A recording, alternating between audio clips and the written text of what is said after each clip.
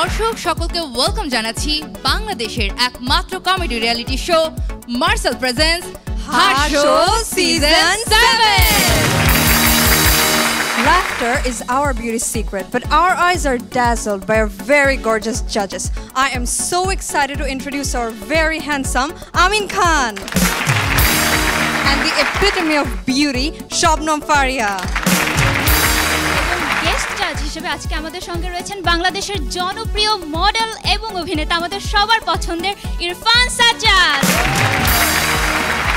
And along with us we have our special groomers. And entertainment পরিপূর্ণ হয় কখন? যখন আমাদের সাথে থাকে the special rubber band. আর এই পুরো জার্নিতে যারা আমাদেরকে প্রাণ খুলে হাসতে শিখিয়েছে তাদের মাঝে থেকে যিনি হবেন সেরার সেরা, মার্সেলের পক্ষ থেকে তার জন্য রয়েছে 5 লক্ষ টাকা। শুধু তাই নয়, যিনি হচ্ছেন ফার্স্ট রানার আপ তার জন্য রয়েছে 3 লক্ষ টাকা এবং যিনি হবেন সেকেন্ড রানার আপ তার জন্য রয়েছে নগদ 2 লক্ষ টাকা। কি ভাবছেন এখানেই শেষ? যিনি হচ্ছেন চতুর্থ তার জন্য রয়েছে মার্সেল coated super saver inverter AC. পঞ্চম যিনি হচ্ছেন তার জন্য থাকছে মার্সেল ওয়াশিং মেশিন। আর যিনি হচ্ছেন ষষ্ঠ তার জন্য রয়েছে মার্সেলের রেফ্রিজারেটর। নারী জাতিকে নিয়ে আর পারা গেল না। সারা দিন কানের কাছে এত পকর পকর এত পকর পকর আর খালি করতে থাকে, বলে বোঝানো যাবে না। আচ্ছা আমিন ভাই, আপনার কাছে আমার একটা প্রশ্ন ছিল। Yes please. পুরুষ মানুষের কাছে কোনটা বেশি জরুরি, মোবাইল ফোন নাকি নারী? কঠিন কোশ্চেন, দুটোই বেশি জরুরি। আমার কাছে মনে হয় কি জানেন, মোবাইল ফোনটা বেশি জরুরি। কেননা পুরুষ মানুষ চাইলে মোবাইল ফোনটা সাইলেন্ট করতে পারে, কিন্তু নারীকে সাইলেন্ট করা পসিবল না। এজন্যই বিশ্ববিখ্যাত কবি বলেছেন, মশা মানেই নারী জাতি। দাঁড়াও, প্রোগ্রাম শেষে বোঝাচ্ছি তোমাকে। আরে পরে বুঝিও, আগে পার্টিসিপেন্টকে তো ডাকি। সুপ্রিয় দর্শক, আমাদের মাঝে আমন্ত্রণ জানাচ্ছি সুদূর নাটোর রাজশাহী থেকে আবু হেনা রনি। আশেপাশের ভাই মুরব্বী যে আছেন দেখায় সত্যি কথা হয়, এই অন্ধকালায় কয় আমার আল্লাহ নবীজির নাম, আল্লাহ নবীজির নাম। আসল মঞ্চে আইসা গেছে উপস্থাপক ভাই, আমরা কি করি আজ ভিক্ষা কইরা খাই। আমার আল্লাহ নবীজির নাম, আল্লাহ নবীজির নাম, আল্লাহ নবীজির নাম।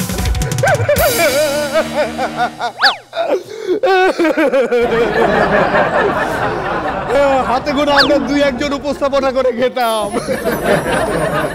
সেটা কারো সহ্য হলো না। একটা অনুষ্ঠান করে এতগুলো উপস্থাপক দিয়ে আসলো, এখন আমাদের কি হবে? ফেলে দাও, এই চোখের পানি জমিয়ে লাভ কি? এটা বেচতে পারবে না। গরিবের চোখের পানি কোনো মূল্য নেই, ফেলে দাও। আরে জমাইতেছি না, এই পানি দিয়ে হেনে পড়ে, এই ওষুধে আবার বাদ দিব তোমারে। ঠিক আছে, আমরা কি করব? তো তোমরাই অনুষ্ঠান করো, আমরা এখন পথে পথে ভিক্ষা করি। চলো। না রনি না, এই সিজন যেহেতু আসো, এই খুশিতেই বাসো। পরের সিজন আর থাকবো না ভাই, পরের সিজনেটা আমরা পরে ভাববো না, আপাতত এই সিজন করে খাই। তাহলে কি করব? এক কাজ করো, তুমি ভিতর থেকে অনুষ্ঠানটা চালাও, দেখাই দাও, তুমি তোমার আলো ছড়াও।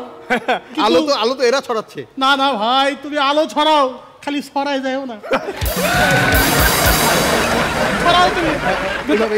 এটা ধরো, তুমি এটা ধরো। ভেতর থেকে আলো ছড়াও।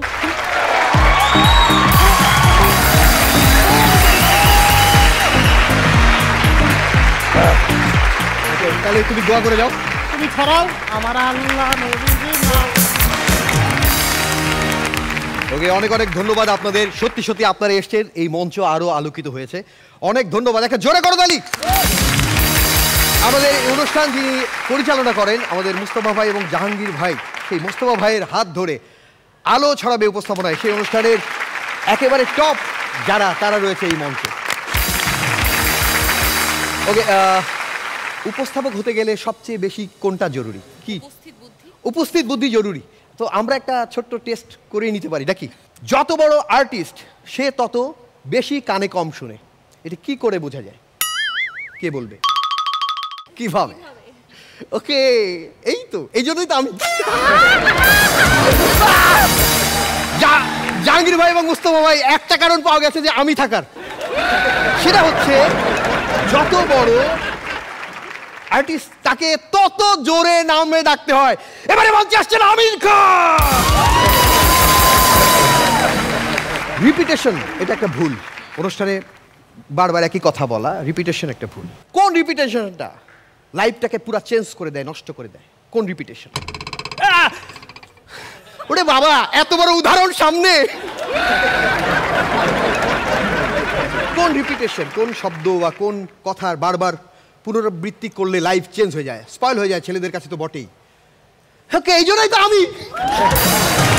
দ্বিতীয় কারণ পাওয়া গেছে আমার থাকার, এবং সেটা হচ্ছে কবুল, কবুল এবং কবুল। এই কয়জন ভাবছে আমাদের ডেকে এনে তাহলে এই বুদ্ধি ছিল। ওকে, লাস্ট প্রশ্ন। আপনার সবাই অ্যাঙ্কার, এমসি। এমসি মানে কি? এটা প্রশ্ন না, এটা প্রশ্ন না, এটা প্রশ্ন না। এমসি মানে মাস্টার অফ সিরিমনি। ওকে, আপনারা যদি এমসি হন, এই শোয়ে আমি হোস্ট করছি, তাহলে আমি কি?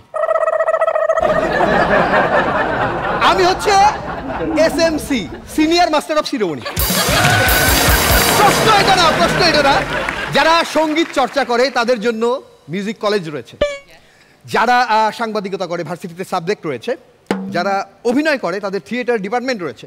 সো এমসিদের জন্য একটা কলেজ রয়েছে, সেটা কি? সিলেটে এমসি কলেজ। তো এই সবগুলো কারণে কে থাকবে একটু বিচারকের রায় দিন। রনি, মানুষ তো মাঝে মধ্যে কাজ থেকে ছুটি নেয়। জি, তুমি ছুটি নেও না একদিন, অসুবিধা কি? ভালোই তো লাগছিল। Thank you. ও বাবা, এইটা হলো নায়ক, চিরসবুজ নায়কের জন্য জোরে হাততালি। Thank you. আমরা আপনাদেরকে বিদায় জানাবো না, কারণ এক সময় যেমন অভিনয় করতে করতে আমিন ভাই অভিনয় করেছে, একটা সময় সাজ্জাদ ভাই নিউ এন্ট্রি। সাজ্জাদ ভাইয়ের জন্য জোরে হাততালি। আমরাও থাকবো, যেমন আমিন ভাই আছে, কিন্তু নতুনরা আসবে, আমাদের জায়গা ছেড়ে দিতে হবে। অবশ্যই আমি বলে দিচ্ছি যে আপনারা যারা প্রত্যেকটা ট্যালেন্টেড এবং সামনের দিন ফ্রন্ট লাইনে এই টপ যারা আছে আলো ছড়াবে উপস্থাপনার, তারা থাকবে। একটা জোরে হাততালি হোক। প্রিয় দর্শক, সবাইকে সাথে নিয়ে তাহলে শুরু করছি ফাইনালি মার্সেল প্রেজেন্টস হাসো সিজন 7। আপনারা কেউ যাবেন না, আপনারা ওইখানটায় বসবেন, আপনারা আমাদের গেস্ট, আপনাদের আমরা শুভকামনা জানাই। প্লিজ ওখানটায় বসবেন প্লিজ।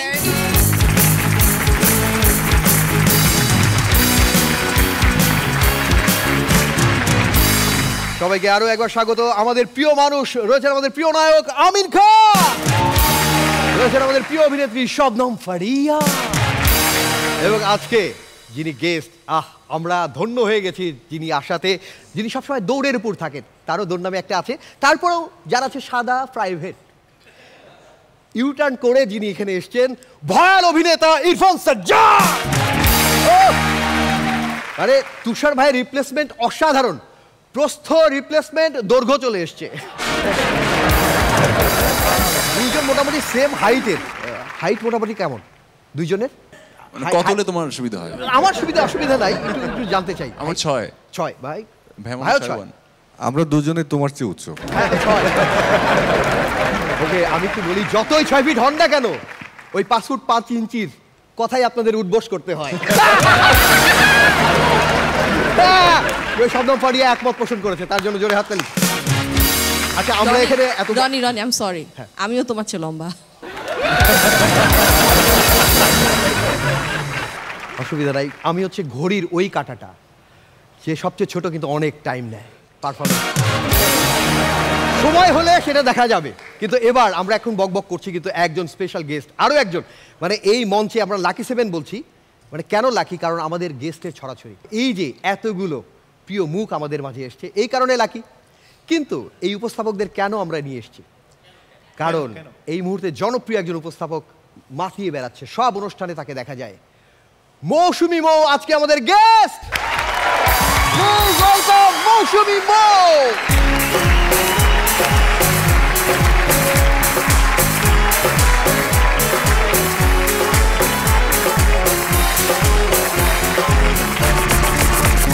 শুধুমাত্র উপস্থাপক বললে ভুল হবে, একজন মাইম আর্টিস্ট, একজন অভিনেত্রী, সবকিছু, সব দিকে ট্যালেন্টেড। একটা প্রশ্ন আছে। জি। আমার চেয়ারটা বাইরে কেন? নাকি আমাকে আপনার পাশে দাঁড়িয়ে উপস্থাপনা করতে হবে? আমি ভেবেছি আমরা দুজন মিলেই করতে পারতাম আজকে, কিন্তু আমি চাই না যে আমার ভাত আপনি মেরে দেন। ওকে, ওনার জন্য জোরে হাততালি। আচ্ছা, এইদিকে তো আমাদের অতিথিকে সবাই চেনেন, কিন্তু এইখানে মূলত বসে আছে আলো ছড়াবে উপস্থাপনায় এই অনুষ্ঠানের যারা টপ, তারা এখানে বসে আছে আজকে। ওয়াও, এটা তো খুব চমৎকার ব্যাপার, আমি এটা জানতাম না। হ্যাঁ, মুখ হঠাৎ শুকিয়ে গেল কেন? আমার মুখ কি শুকনো হচ্ছে? ক্যামেরাটা একটু আমাকে বেশি করে ধরেন তো, ক্লোজ শটে। আপনি আসার আগে আমি কান্না করেছি, এমনকি ভিক্ষাবৃত্তি পর্যন্ত করে জীবন চালাবো ভেবেছি, কারণ এতগুলো ট্যালেন্টেড ছেলেপেলে আসতে চলেছে, তো তাদের জন্য একটা শুভকামনা জানতে পারে। অনেক অনেক ভালোবাসা, কারণ তারা আমাদের উত্তরসূরি, আর আমার মনে হয় যে তাদের মধ্য দিয়ে একটা অন্যরকম ডাইমেনশন তৈরি হবে উপস্থাপনায়, এবং সেটা ডেফিনেটলি এনটিভিকে থ্যাঙ্কস দিতে হবে যে এরকম একটি চমৎকার প্ল্যাটফর্ম তারা দাঁড় করিয়েছে বা উদ্যোগ নিয়েছে, যেখান থেকে আমরা আসলে উপস্থাপনার জন্য রিয়ালিটি শো এমনটা কিন্তু ভাবা হয় না কখনো। সো এদেরকে দেখে আমি খুব আনন্দিত, আসলে ঝলমল করছে। Thank you, thank you, thank you. Please আপনার আসন ওখানে বসুন। আমার খুব ভালো লাগছে যে এদিকটা একটু ব্যালেন্স করতে পেরেছি, কারণ হচ্ছে দুইজন ছিল মাঝখানে শবনম ফারিয়া, একটু কেমন যেন কে কিভাবে কথা বলবে, কার সাথে কথা বলবে, কিভাবে আনন্দ দুঃখ ভাগাভাগি করবে। আজকে 2 2 4 হয়ে গেছে, একটা জোরে হাততালি। ওকে প্রিয় দর্শক, আজকে আমাদের অনুষ্ঠানটা স্পেশাল, এদিকে গেস্ট এসছে, এদিকে গেস্ট আসছে, এই কারণে। এর বাইরেও আরেকটা বড় কারণ রয়েছে, আজকে ওয়াইল্ড কার্ড এপিসোড। টপ 16 থেকে আমরা যাদেরকে হারিয়েছিলাম তাদেরকে আরো একবার আমরা সুযোগ দিতে চাই, যাদেরকে নিয়ে আপনারা কথা বলেছিলেন যে ওই ছেলেটা কেন বাদ পড়লো, ও কেন বাদ পড়লো, আমার এলাকার ছেলে, ওই মেয়েটা কেন বাদ পড়লো। ওকে, আপনারা বলেছেন, তাই আমরা আরো একবার সুযোগ দিয়েছি। তারা এখানে আসবে, তাদের বেস্টটা আজকে দেবে, এবং এখান থেকে আমরা পছন্দ করব কারা আমাদের সঙ্গে সেই আগের 9 জনের সঙ্গে যোগ হবে। সো একটা জোরে হাততালি। কথা বাড়াবো না, আমাদের প্রথম পারফরমারকে ডেকে নিতে চাই, পাবনা আমিনপুর থেকে আসছে আরিফ আহমেদ।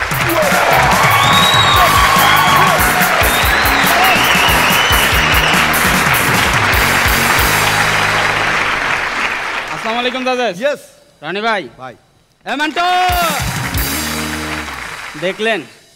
দেখলেন আপনাদের জাহাঙ্গীরের কলা কৌশল, একবার এলিমিনেট করে মন ভরে নাই, তাই আবার ডাকছে। সেদিন আমাদের আমিন ভাই বাসায় যায় দেখে ভাবি খুব কান্নাকাটি করতেছে। ভাই জিজ্ঞেস করলো, কি ব্যাপার, তুমি এত কান্নাকাটি করতেছো কেন? কয়, আজকে আমাদের সব বান্ধবীদের জামাইদের বিক্রি করা হয়েছে, আর ওই সব টাকা তাদের বউরা পাইছে। ওই যে চৌধুরী সাহেব, উনি বিক্রি হয়েছে 50 লাখ টাকা, আর ওই যে হাসান সাহেব, উনি বিক্রি হয়েছে 25 লাখ টাকায়। এই শুনে আমিন ভাই একটু ভাব নেওয়া জিজ্ঞেস করলো, তো আমি কয় লাখে বিক্রি হয়েছি? কয়, তুমি, তুষার খান, ডিরেক্টর জাহাঙ্গীর, মোস্তফা, শাওন সবাই বিক্রি হয়ে গেছো। আরে বুঝছি বিক্রি হয়ে গেছি, কিন্তু কয় লাখে? আবার লাখ মারাইছে, তোমরা সবাই একসাথে 8-10 টাকা। সেদিন এক ফকির আমাদের জাহাঙ্গীর বাইরে বলতেছে, কই ভাই এটা কি আপনার বাড়ি? কয় হ। কই ভাই আমার করে বাদ দেন না, আমি 2 দিন ধরে কিছু খাই নাই, আমার মেলা খিদা লাগছে। কই ভাত তো রান্ধি নাই রে। কই দেখেন না, যেভাবে হোক আমার করে বাদ দেন। কই আচ্ছা ঠিক আছে, কালকের ভাত খাইতে পারবি? কই হওয়াই পারবো, আমার খালি পেট বললেই হয়েছে। আচ্ছা ঠিক আছে, তাইলে কালকে আসিস।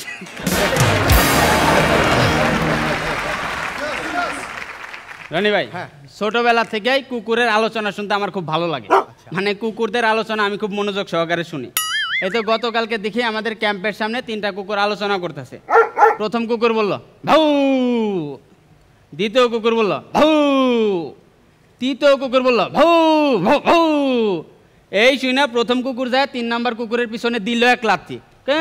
শালা বেশি জানে। সেদিন আমাদের ফারিয়া আপু আমাদের সব পারফর্মারদেরকে জিজ্ঞেস করলো, আচ্ছা বলো তো চিন্তা ভাবনা আর ভুল চিন্তা ভাবনা এই দুইটার মধ্যে পার্থক্য কি? পিছন থেকে আমাদের আবিদ হাসান নীরব উঠা কইল, আপু আপনি একটা জিনিস, এটা আমাদের চিন্তা ভাবনা, আর আমরা এখনো বাচ্চা, এটা আপনার ভুল চিন্তা ভাবনা।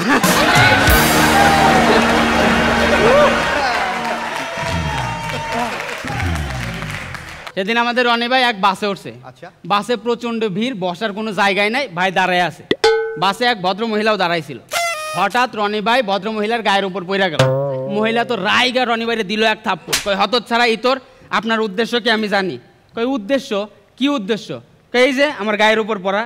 কিছুক্ষণ পর স্টপেজ আসলো, বাস থাইমা গেল, রনি ভাই নাইমা যাবে এমন সময় বলতাছে, আপা আপনি কিন্তু ভুল করলেন। কই মানে? না মানে আমার যা উদ্দেশ্য ছিল তাতে আমার লাথি খাওয়ার কথা ছিল।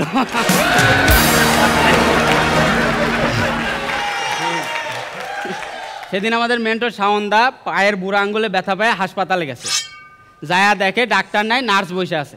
নার্স বললো, নেন কাপড় চাপড় খুইলা বেডে শুয়া পড়েন। কই কেন? ব্যথা পাইছি পায়ের বুড়া আঙ্গুলে, কাপড় চাপড় খুলতে হইব কেন? কয় না, আমাদের এখানে ট্রিটমেন্টের এইটাই নিয়ম।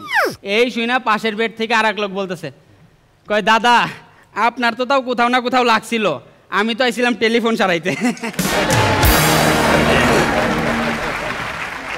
আজকে আসে নাই? ও মনে হয় আজকেও পিনিকে আছে। সেদিন আমাদের তুষার ভাই ফুল লোড হয়ে ভোট দিতে গেছে।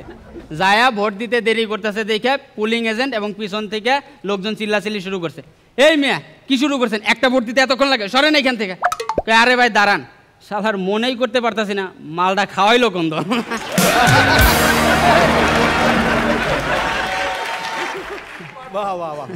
আচ্ছা আমাদের জাহাঙ্গীর ভাই তো প্রচুর কিপটে আমরা জানি, ভীষণ না জানি, প্রচুর কিপটে আমরা সবাই জানি।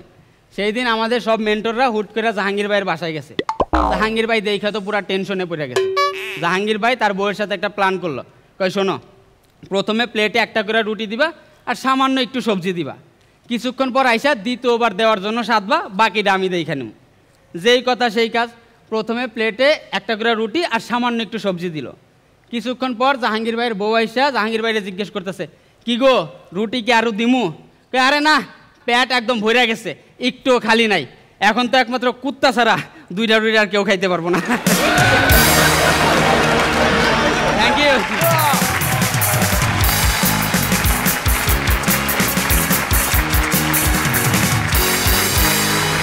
আরিফ আহমেদ ও যখন ছিল প্রত্যেকটা এপিসোড আমরা ওকে দিয়ে শুরু করতাম, কারণ ও শুরু করলে জমে যায়। ওর বলার ধরন, ওর কন্টেন্ট কালেকশন অসাধারণ, এটা জোরে হাততালি তো হবেই। ওকে, আমাদের অতিথিদের কেমন লাগলো শুরুতেই? সাজ্জাদ ভাই আপনি বলবেন। আমার ফার্স্ট আসলাম আমি এই শোতে এবং আমি সত্যি অ্যামেজ, খুবই হাসলাম আপনার প্রত্যেকটা জোকে, পাঁচ লাইনগুলো খুবই ভালো, আমার খুব ভালো লেগেছে। Thank you. ওকে, আরেকজন অতিথির কেমন লাগলো আগে শুনতে চাই।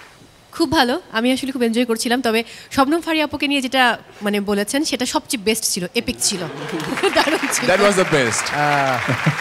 এটা ট্রু, আমি বলেছি এটা ট্রু, এবং সবকিছু মিলিয়ে খুব ভালো লেগেছে। আমিও প্রথমবার আসলাম, মানে স্টার্টিংটা খুব ভালো ছিল। Thank you. আমিন খান একদম পুরো কামব্যাক করা পারফরমেন্স, মানে সুপার। এই পারফরমেন্সগুলো যদি আগে দিতে না তাহলে কামব্যাক করা লাগতো না, তুমি থাকতে অন্যরা বাড়ি চলে যেত এতদিনে। সুন্দর ছিল, অনেক সুন্দর ছিল। এই যে বারবার যে জাহাঙ্গীর ভাইকে কিপটা কিপটা বলতেছো, তুমি যে চলে গেলে আবার রিটার্ন আসছো, এই গাড়ি ভাড়া তো জাহাঙ্গীর ভাই দিয়েছে? না না না না, তাই নি, নিজের পকেট থেকে। ওকে, এই তথ্যটা আমি জানি, এস্টাবলিশ করলাম। ওকে, এবার শবনম ফারিয়া যিনি ভুলের মধ্যে আছেন। Arif, welcome back. ভালো লাগছে তোমাকে দেখে, লাস্ট রাউন্ডে তোমাকে মিস করেছি আমরা, ভালো হয়েছে, বেস্ট অফ লাক। আপনি যে ভুলের মধ্যে আছেন এটা নিয়ে একটু বলেন, সত্যি সত্যি আপনি?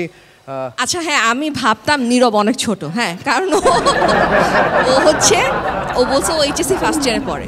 আমি যখন এইচএসসি ফার্স্ট ইয়ারে পড়তাম আমার এজ ছিল 16.5, তা আমি ভাবতাম ওর এইজও সেটা, কিন্তু কালকে আমাকে বলছো না ওনাকে 18+, সো এই জন্য আমি একটু ভুলের মধ্যেই আছি। আমি একটা ইনফরমেশন দিতে চাই। তো আমি তো আসছি, আসার পরে দেখি আবিদ শুধু এইখানে হাত বুলাইতেছে। তাই আমি মনে করছি ব্যথা ট্যাথা পাইছে তাই মালিশ করতেছে। পরে আমি ঘটনা শুনতে পেলাম ফারিয়া আপু বলে এইভাবে হাত করছিল।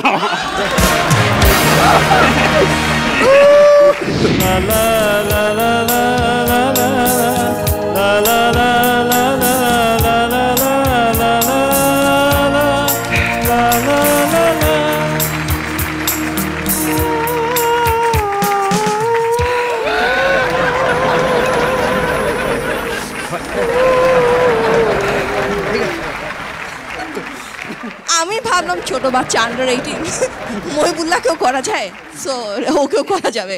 এখন ও শুনতেছে ও 18+, একটু টেনশনে পড়ে গেলাম। মানে তোমরা এই লেভেলের দুষ্ট হয়ে গেছো, আমাদের পেছনে পেছনে এগুলা করো। ওকে, একটা জোরে হাততালি হোক আরিফ আহমেদের জন্য। দুর্দান্ত আরিফ আহমেদ, তোমার জন্য শুভকামনা থাকলো। আমরা আজকে যে 6 জনকে দিয়ে আমরা এই ওয়াইল্ড কার্ড এপিসোড খেলছি, প্রত্যেকে দুর্দান্ত, বেস্ট অবশ্যই প্রত্যেকে দেওয়ার চেষ্টা করবে। তোমার জন্য শুভকামনা, প্লিজ।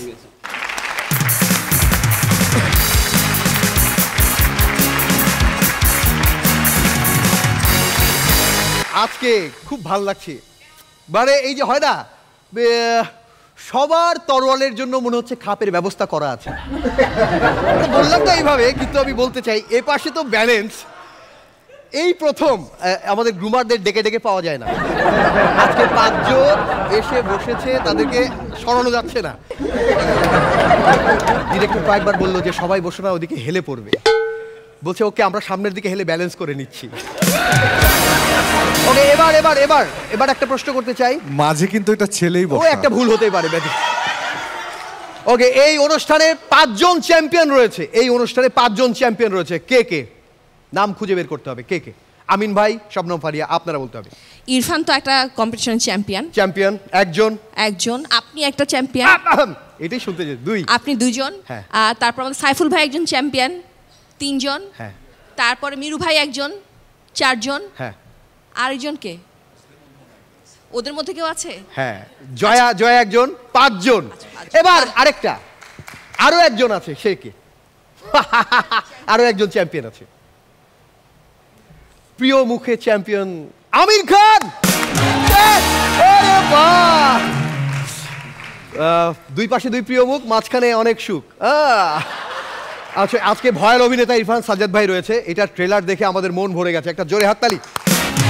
ভাইয়া দুর্দান্ত, আপনার সেই দৌড়, বিদেশি বউ সব ছাপিয়ে ভয়াল আসছে। একটু বলেন ভয়াল সম্পর্কে। ভয়াল আমার অনেকদিন পরে রিলিজ হওয়া একটা ছবি, যেটা লাস্ট নভেম্বরে রিলিজ হয়েছিল।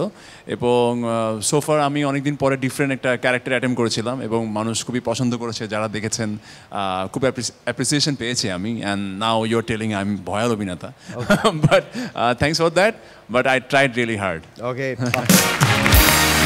ওকে, আমরা মৌসুমী বউর সঙ্গে আরও কথা বলবো, কিন্তু তার আগে একজনকে ডেকে নিতে চাই। আপনার বাড়ি চট্টগ্রাম? চট্টগ্রাম থেকে আইয়ে বদ্দা। ও, আসলে নাকি কেউ? হ্যাঁ, বদ্দা। আইয়ে বদ্দা, আইয়ে। চট্টগ্রাম থেকে রাবিয়া জামান অ্যাঞ্জেলা।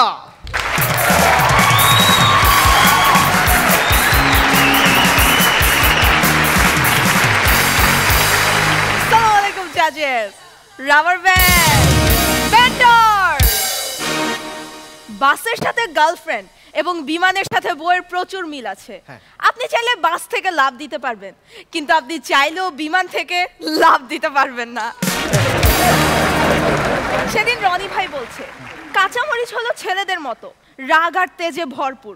এই শুনে ফারিয়াপু বলল কাঁচামরিচ যতই ঝাল হোক না কেন, এর ভর্তা কিন্তু মেয়েরাই বানায়। সেদিন আমার এক ফেসবুক ফ্রেন্ড আমাকে বলল তুমি কেমন জানি। আমিও অবাক হয়ে বললাম যে আমি কেমন। তখন সে আমাকে বলল মেসেজের রিপ্লাই দাও না, রিপ্লাই দিলে অনেক ছোট ছোট করে দাও। আমার ফ্রেন্ডের গার্লফ্রেন্ডও ডিরেক্ট রচনা লিখে পাঠায়। এই শুনে আমি হেসে বললাম আচ্ছা ঠিক আছে, এরপর থেকে আমিও তোমাকে রচনা লিখে পাঠাবো। পরদিন আমি ওনাকে পাঠালাম গরুর রচনা। আজকের জন্য রেখেছি শ্রমের মর্যাদা, অ্যান্ড কালকে দিব অধ্যাবসা। সেদিন আমার আম্মু আমার বয়ফ্রেন্ডকে বলছে আচ্ছা তুমি কি চশমা পরো? আমার বয়ফ্রেন্ড বলছে জি আন্টি। এই শুনে আমার আম্মু বলল তাহলে আমার মেয়েকে দেখার সময় কি চশমাটা খুলে রাখছিলা? সেদিন আমি একটা চাকরির ইন্টারভিউ দিতে গেলাম। তখন আমাকে জিজ্ঞেস করলো শালা কয় প্রকার? আমি বললাম 4 প্রকার। বলল কি কি? তখন আমি বললাম যে বউয়ের ভাইকে বলে শালা, অ্যান্ড যেখানে বাচ্চারা পড়ালেখা করতে যায় ওইটা হচ্ছে পাঠশালা। অ্যান্ড আপনি যদি আমাকে এখন চাকরির ইন্টারভিউতে না নেন তাহলে আপনি হচ্ছেন শালা শালা। সেদিন আমিন ভাইয়ের ফোন এলো, ব্যাংক থেকে ফোন করেছে। তো আমিন ভাইকে তখন বলছে যে আপনি প্রতি মাসে যদি 2000 টাকা করে দেন তাহলে বৃদ্ধ হওয়ার পর আপনি 5 কোটি টাকা পাবেন। এই শুনে আমিন ভাই বলল, আপনি প্রতি মাসে আমাকে 5 কোটি টাকা দেন, আমি মরার আগ পর্যন্ত 2000 দিয়ে যাব। তো সেদিন আমি ফুচকা খেতে গেলাম, দেখলাম যে আমাদের মেন্টর পরশ ভাই ফুচকা বিক্রি করছে। মেনু কার্ডে লেখা ছিল নর্মাল ফুচকা 10 টাকা, স্পেশাল ফুচকা 20 টাকা, ভিআইপি ফুচকা 30 টাকা, অ্যান্ড ফুচকা প্রোম্যাক্স হচ্ছে 100 টাকা। এই শুনে আমি পরশ ভাইকে বললাম যে কি ব্যাপার পরশ ভাই, দামের এত পার্থক্য কেন? তখন পরশ ভাই আমাকে বলল, চামচ ধোয়া সহ ফুচকা হচ্ছে 10 টাকা, বাটি এবং চামচ ধোয়া সহ ফুচকা হচ্ছে 20 টাকা, আমার হাত, চামচ এবং বাটি 3টা ধোয়া সহ ফুচকা হচ্ছে 30 টাকা। তখন আমি বললাম যে সবই তো বুঝলাম, তাহলে 100 টাকার ফুচকা কোনটা? তখন পরশ ভাই আমাকে বলল, ওইটা তুমি এখন পাবা না, ওইটা পাবা শনিবারে। আমি বললাম কেন? তখন পরশ ভাই আমাকে বলল, কারণ আমি পুরো সপ্তাহে ওই শুক্রবারে গোসল করি।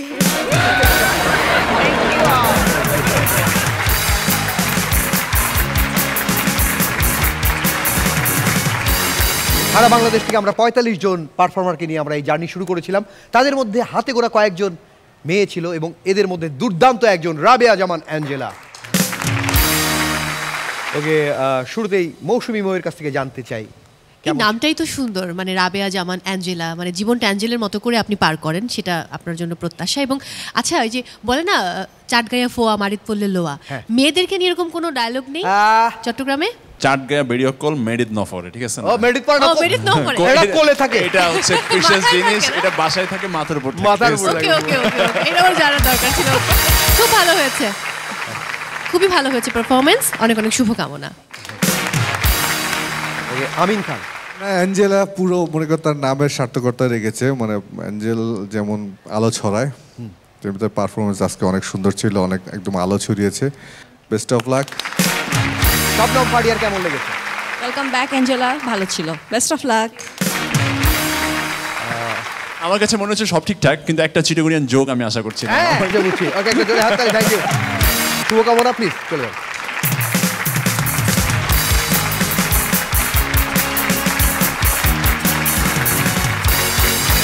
ওকে, এই অনুষ্ঠান দীর্ঘদিন ধরে আমি করছি। আমিন ভাই বলেছে যে একটু ব্যতিক্রম কিছু হলে ভালো হয়। ওকে, আমি চাই যে এর পরের যে পারফর্মার তার নাম হুমায়ুন কবির, বাড়ি গফরগাঁও, ময়মনসিংহ। হ্যাঁ, কিন্তু আমি ডাকবো না, এই দুইজন ডাকবে একসাথে, এই দুইজন একসাথে হচ্ছে।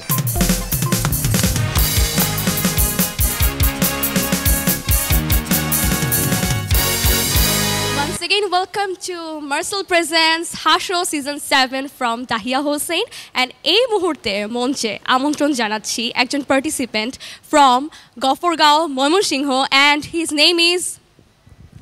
নেম বলার আগে আমি বলতে চাই, রনি ভাই কিন্তু আমাকে বলেছে যাকে আমরা ইনভাইট করছি তার মাথায় চুল একটু কম। আপনারা কিন্তু কাইন্ডলি ভাববেন না যে আমার মাথায়ও চুল নেই। ইনভাইটিং হুমায়ুন কবির।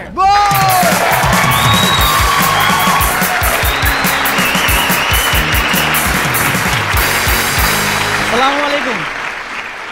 আসসালামু ভাই ব্রাদার, ভালো তো? রনি ভাই, এই হাসুর সেট থেকে চলে গিয়ে আবার ফিরে আসলাম, কিন্তু কেউ একজন চলে গিয়ে বলছিল যে কোনো সময় ভয়ঙ্কর রূপে চট করে ফিরে আসবে, কিন্তু আসলো না। আচ্ছা ফারিয়াপু বলেন তো, কি প্রমাণিত হয়? কি ছেলেরা সবসময় কথা রাখে, মেয়েরা কথা রাখে না। তা আমি এলিমিনেট হওয়ার পর আমাদের ডিরেক্টর মোস্তফা আসছিল আমাদের হাসুর ক্যাম্পে, বলতে হুমায়ুন তুই এলিমেন্ট হয়েছিস, টেনশন করিস না, তোর জীবন এখানে থাইমা থাকবে না, তুই অনেক দূর যাবি। আমি বললাম যে ভাই আপনার আমারে সান্ত্বনা দেওয়া লাগবো না, আমার হাসুর পারফরমেন্সের ডিউরেশন আপনার বাসার পারফরমেন্সের ডিউরেশন থেকেও বেশি ছিল। তামিন ভাই এলিমিনেট হওয়ার পর আমি ময়মনসিংহ চলে গেছিলাম, কিন্তু ভাই ফোন অন রাখছিলাম, যদি কেউ ফোন দেয় আপনারা কি ভাবতেছেন ওয়েল কার্ড এন্ট্রির জন্য? না, যদি কেউ ফোন দিয়ে বলে হ্যালো আমি আপা বলছি,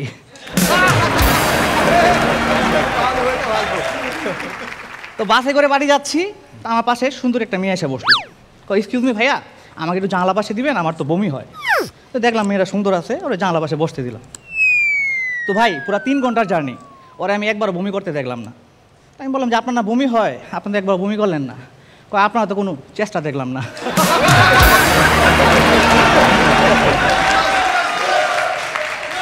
আমি বললাম যে আপনার আশা করতে করতে আমি নিজেই বমি করে দিছি। তো আমি বাস থেকে নামলাম, 24 দিয়েছিল, বাস থেকে নামলাম, তো পাবলিক টয়লেটে ঢুকছি। তো আসার পরে পুরা শরীর ভিজা।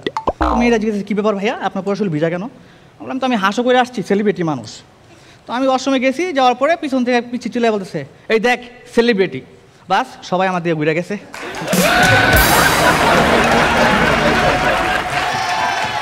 বাড়ি যাওয়ার পর মারে বললাম যে মা আমি হাসো কইরা একটা রাইস কুকার একটা ব্লেন্ডার পাইছি। মা কয় একটা গ্যাসের চুলা পাইলি না? বললাম যে মা গ্যাসের চুলা পাইতে হইলে আমার আরো 2 এপিসোড আগে বাদ পড়তে হইতো। কয় হত ছাড়া তোর দিয়ে একটা কাজ ঠিকঠাক হয় না, তুই আগে বাদ পড়লি না কে? তো ভাই মা তো মাই হয়। অনেকদিন পর বাড়িতে গেছি, মা গরু মাংস রান্না করছে, রান্না করে খাইতে দিছে। তো বললো যে তুই কয় এপিসোড করছিস? আমি বললাম 60টা। যারা ফাইনাল করবে তারা কয়টা? বললাম যে মা তারা 14টা এপিসোড করবে। মা মাংস তরকারি সরাই কয় মূলা তরকারি দিয়ে ভাত খা। তো অনেকদিন পর বাড়িতে গেছি, ক্যাম্পে ছিলাম অনেকদিন, প্রায় 1 মাসের উপরে। তো বাবার লগে দেখা করতে গেলাম। বাবা একটু রেগে আছে আমার উপর। তো বাবা যখন বললাম যে বাবারা খুব কষ্ট করে, খুব পরিশ্রম করে, বাবারা 3-4 কিলোমিটার রাস্তা পায়ে হাইটা বাজারে যায়, টাকা খরচ করে না। বাবারা 7 দোকানে দাঁড়ায় 8 থেকে 10 বার চিন্তা করে 1 কাপ চা খাবে কি খাবে না। বাবারা আরও চিন্তা করে সিগারেট খাবে না বিড়ি খাবে। বাবারা স্মার্টফোন চালায় না, বাবার একটা বাটন ফোন বছরের পর বছর চালায়। আমিন ভাই এই কথাগুলো আমি বাবারে বলছিলাম। তো হত ছাড়া তুই আজকে গাঁজা খাইছস? না বাবা আমি গাঁজা খাই না, আমি নেশা করি না। তো হারাম দাদা আমি তোর বাপ না, আমি তোর কাকা। তারপর চিন্তা করলাম যে গার্লফ্রেন্ডের সাথে দেখা করি, যেহেতু গার্লফ্রেন্ড আছে একটা ভাই। তো দেখা করতে গেলাম, গার্লফ্রেন্ড তো আমার দেখে আবেগে আপ্লুত হয়ে আমার সাথে জোরে চাপ দিয়ে জড়ায় জ্বলল। তো জান তোমার বুকের ভিতর থেকে পটপট আওয়াজ বেরিয়েছে। আমাকে রাখো, এটা মনের আওয়াজ না, এটা আমার শাড়ির পকেটে সিগারেটের প্যাকেট। ও জান আমি তো মা হতে চলেছি। আমি মাত্র না জড়ায় ধরলাম। না আমি তোমার মা হতে চলেছি, তোমার আব্বা আমার বিয়ের প্রস্তাব দিছে। আমার বাবা খুব দুষ্ট, আমার আব্বা বুঝছেন খুব দুষ্ট। আমি বললাম ঠিক আছে আমার বাবার ব্যাপারটা আমি দেখবো না। এখন শুনো, আমি তো হাসো করে আসছি, আমাদের জাজ ফারি আপু খুব সুন্দর। ফারি আপুর গ্ল্যামারের কাছে অনেকে কুপকাত। ফারি আপুর চোখের এক ইশারায় হাজার ছেলে গাইতে হয়ে যায়। এত ফারি আপু করতেছো, তাহলে আমার কাছে আসছো কেন? তুমি ফারি আপুর কাছে যাও। আমি বললাম যে শোনো ফারি আপু যা দেয় তুমি কি তা দেও? কয় মানে ফারি আপু কি দেয়? আমি কি ফারি আপু পারফরমেন্সে পরে মার্ক দেয়, তুমি কি কোনোদিন পারফরমেন্সে পরে মার্ক দিছো? এই নিয়ে শুরু হয়েছে তুমুল ঝগড়া। তো ঝগড়া এক পর্যায়ে বলতেছে তুমি কি নিজেরা আমিন খান মনে করো? ভাই আপনার লোক কম্পেয়ার করে। আমি বললাম আমি যদি নিজেরা আমিন খান মনে করতাম তাহলে যাইতাম মৌসুমি মৌ নাই তো স্বপ্নম ফারিয়ার কাছে, তো আমাদের সকিনের কাছে থাকতাম। ঠিক আছে সব বুঝলাম, তুমি যে হাসো করে আসছো তোমার টিভিতে কতক্ষণ দেখাবে? আমি বললাম যে 3 থেকে 4 মিনিট। তোমার পারফরমেন্সের টাইমিংয়ের ব্যাপারে এনটিভি লোক জানলো কেমনে? তো ভাই ব্রেকআপ করে দিচ্ছে আমার লগে ভাই। তো অয়েল কারে ডাক পাইছি, ঢাকায় আসছি। তো ঢাকায় আসার চিন্তা করলাম যে আমাদের বড় ভাই আমিন ভাইয়ের লগে দেখা করি, জাহাজ মানুষ। তো ওনার বাসায় গেলাম, যাওয়ার পর দিয়ে আমিন ভাই বাসায় নেই। তো আমিন ভাই ছোটো ছেলে সামনে জিগে এলাম তোমার আব্বা কী করে? আব্বা তো মুরগির ব্যবসা করে। আমি বললাম যে না আমি তো জানি তোমার বাবা মার্সেলের ব্র্যান্ড অ্যাম্বাসেডর। না তুমি জানো না আঙ্কেল, আমি যে কবে আব্বার লগে অফিসে গেছি আব্বা কয় খালি বছরে কয় বস এবার একটা বড় মুরগি পাইছি।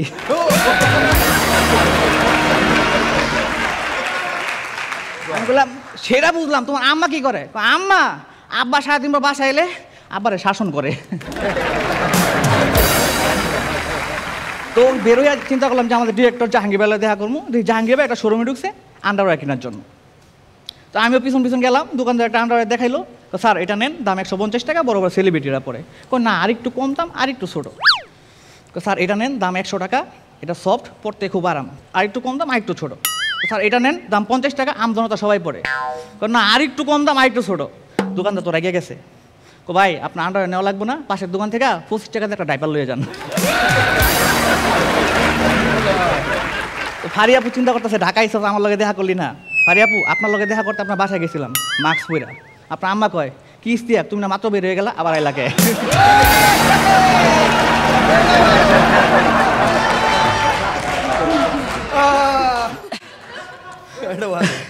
তো গ্রুমিং হাউসে যাওয়ার পরে আমি আর ইস্তিয়াক ভাই 4 দোকান ভাই চা খাইতেছি। তো পাশ দিয়ে অনেকগুলো মুরব্বী যেতেছে। এক মুরব্বী কয় দেখ উপরওয়ালা কি নির্মম বিচার, একই পরিবারে ক্যান্সারে আক্রান্ত আপন 2 ভাই। আচ্ছা রনি ভাই ক্যান্সার হয়েছে ইস্তিয়াক ভাইয়ের, মাঝখানে আমার এটা কি আছে?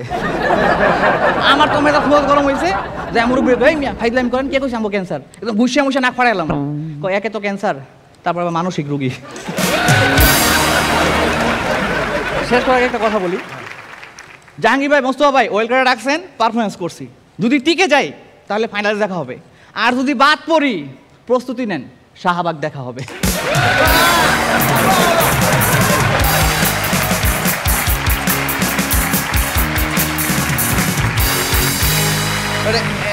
লাস্ট লাইনটা বলার আগ পর্যন্ত ঠিকঠাক ছিল, ওকে এনজয় করেছি, বলা যেতে পারতো, ওকে ঠিক আছে ভালো হয়েছে, এই সেই দেখা যাক। তো লাস্ট লাইন যেটা বললো সেই শাহবাগের হুমকি, এটা কেউ আজ পর্যন্ত অস্বীকার করতে পারেনি, দাবি দেওয়া মানতেই হয়েছে। সো শুরুতে আমিন খান। হুমায়ুন কবির, এখন ফিল হচ্ছে আমাদের ডিসিশন মনে কারেক্টই ছিল তোমাকে অফ করার। কারণ কি? কারণ আমরা যদি তোমাকে 2-3 এপিসোড আগে অফ না করতাম আজকে এরকম ধারালো পারফরমেন্স দেখতে পারতাম। তোমার মনের মধ্যে যে জেদ কাজ করেছে যে আমি কেন বাদ পড়লাম, সে জেদটা নিয়ে তুমি চিন্তা করেছো এবং তুমি নিজের থেকে নিজের পারফরমেন্স অন্য লেভেলে ডাইভার্ট করে নিয়ে গেছো। তোমার যে ল্যাকিংসগুলো আগে ছিল সেগুলো তুমি অনেকাংশে প্রায় 70% তুমি ইরর করে ফেলেছো। এটা খুবই পজিটিভ একটা সাইন, এক্সিলেন্ট ছিল। ওকে শবনম পারিয়া। হুমায়ুন তোমাকে আবার দেখে খুবই ভালো লাগছে, ভালো ছিল, বেস্ট অফ লাক। আমার কাছে মনে হয় যে এটা খুবই টাফ জব, একটা স্টেজে স্ট্যান্ড আপ কমেডি করা, এবং নর্মালি কী হয় দুইভাবে আমরা কথা বলতে পারি বা জোকস বলতে পারি। একটা হচ্ছে মেমোরাইজ করে জাস্ট জোকসটা বলে যাওয়া, আর আরেকটা হচ্ছে ক্যারেক্টারটাতে ঢুকে একটার পর একটা গল্প শেয়ার করা এবং যে হিউমারে মানুষজন হাসবে। সো আমার কাছে মনে হচ্ছে সেকেন্ডটা ভেরি ইম্পর্টেন্ট। মানে আমার কাছে মনে হচ্ছে আপনি কোনো জোক বলছিলেন না, আপনি স্টোরি বলে যাচ্ছিলেন আর আমরা হাসছিলাম, এনজয় করছিলাম, খুবই স্পন্টেনিয়াস ছিল, খুবই ভালো লেগেছে। Thank you so much. এবং সে সত্যি চুলার জন্য আফসোস হয়েছে না বাড়ির লোকজনের। ওকে মৌসুমী বইয়ের কেমন লাগলো? খুব ভালো ছিল, অনেক শুভকামনা।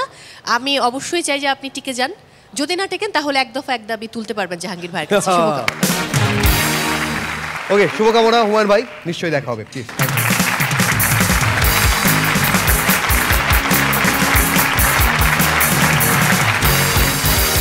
আজকে সিজন 7 আমরা লাকি, কারণ আমাদের গেস্ট রয়েছে আলো ছড়াবে উপস্থাপনায় সবাই আমাদের আজকের বিশেষ অতিথি। এর পাশে প্রিয় দুজন বিচারকের সঙ্গে রয়েছেন আমাদের গেস্ট প্রিয় অভিনেতা মডেল ইরফান সাজ্জাদ, এবং এর পাশে রয়েছেন কথার মানুষ, কথার খই ফুটে যার সঙ্গে অনেক প্রোগ্রাম করেছি, রয়েছে প্রিয় অভিনেত্রী মডেল এবং উপস্থাপক মৌসুমী মৌ। ওকে মৌসুমী মৌকে নিয়ে বলতে চাই, তিনি এই যে কথার মানুষ বললাম না, কথা বলা মানুষ, তিনি কথা বলতে যান লন্ডনে আর কথা না বলতে যান কোরিয়ায়। কিভাবে এটা কিভাবে কিভাবে বলেন? কারণ কথা বলতে যাই হচ্ছে উপস্থাপনা করতে যাই, আর কথা না বলা মানে মুখাভিনয় করতে যাই কোরিয়ায়। ওকে এবার আমি আপনাদের জন্য প্রশ্ন করতে চাই, মৌসুমী মৌকে দিয়ে 2 জন মানুষকে ভয় দেখানো সম্ভব, এই 2 জন মানুষের নাম কি কি? ইরফান সাজ্জাদ ভাই বলবেন। একজন ওমর সানি, আরেকজন জাহিদ হাসান। ওই 2 মানুষের সামনে যদি বলেন মৌসুমী মৌ, দেখবেন হ্যাঁ কে। ওকে যেমন ইরফান ভাইকে আমি যেমন বলতে পারি আপনার তো ঘরে খবর আছে, এইটুকু ইঙ্গিত দিলাম, কারণ এত সুন্দরীর মাঝে ওই বিষয়টা বলতে চাই না। একটা হাততালি আমার জন্য হোক। ওকে রনি, আনফরচুনেটলি ইরফানের চরিত্র খুবই ভালো, এটা বললে কোনো সমস্যা নাই। একদম আমিও একমত। ছেলে মানুষ হয় 2 প্রকার, এক হচ্ছে যারা খুবই খারাপ, সুযোগ পেলেই ওই, আর আরেক হচ্ছে খুবই ভালো, ভদ্র, নম্র, যাদের সোল অনেক পরিষ্কার, কিন্তু সুযোগ পেলেই ওই। ওকে আজকে এতগুলো উপস্থাপক রয়েছে, এখানে উপস্থাপক রয়েছে, সো কথার খই ফুটবে, কিন্তু তারপর আমি বলবো কথা বলো কম কম, কথা বলো কম কম, কথা বলো কম কম, কথা বলো কম কম, কথা বলো কম কম, কথা বলো কম কম। তোকে আর কথা হবে না, দুর্দান্ত একজন পারফর্মার আসছে সেই খুলনা থেকে, রাইসা সুলতানা।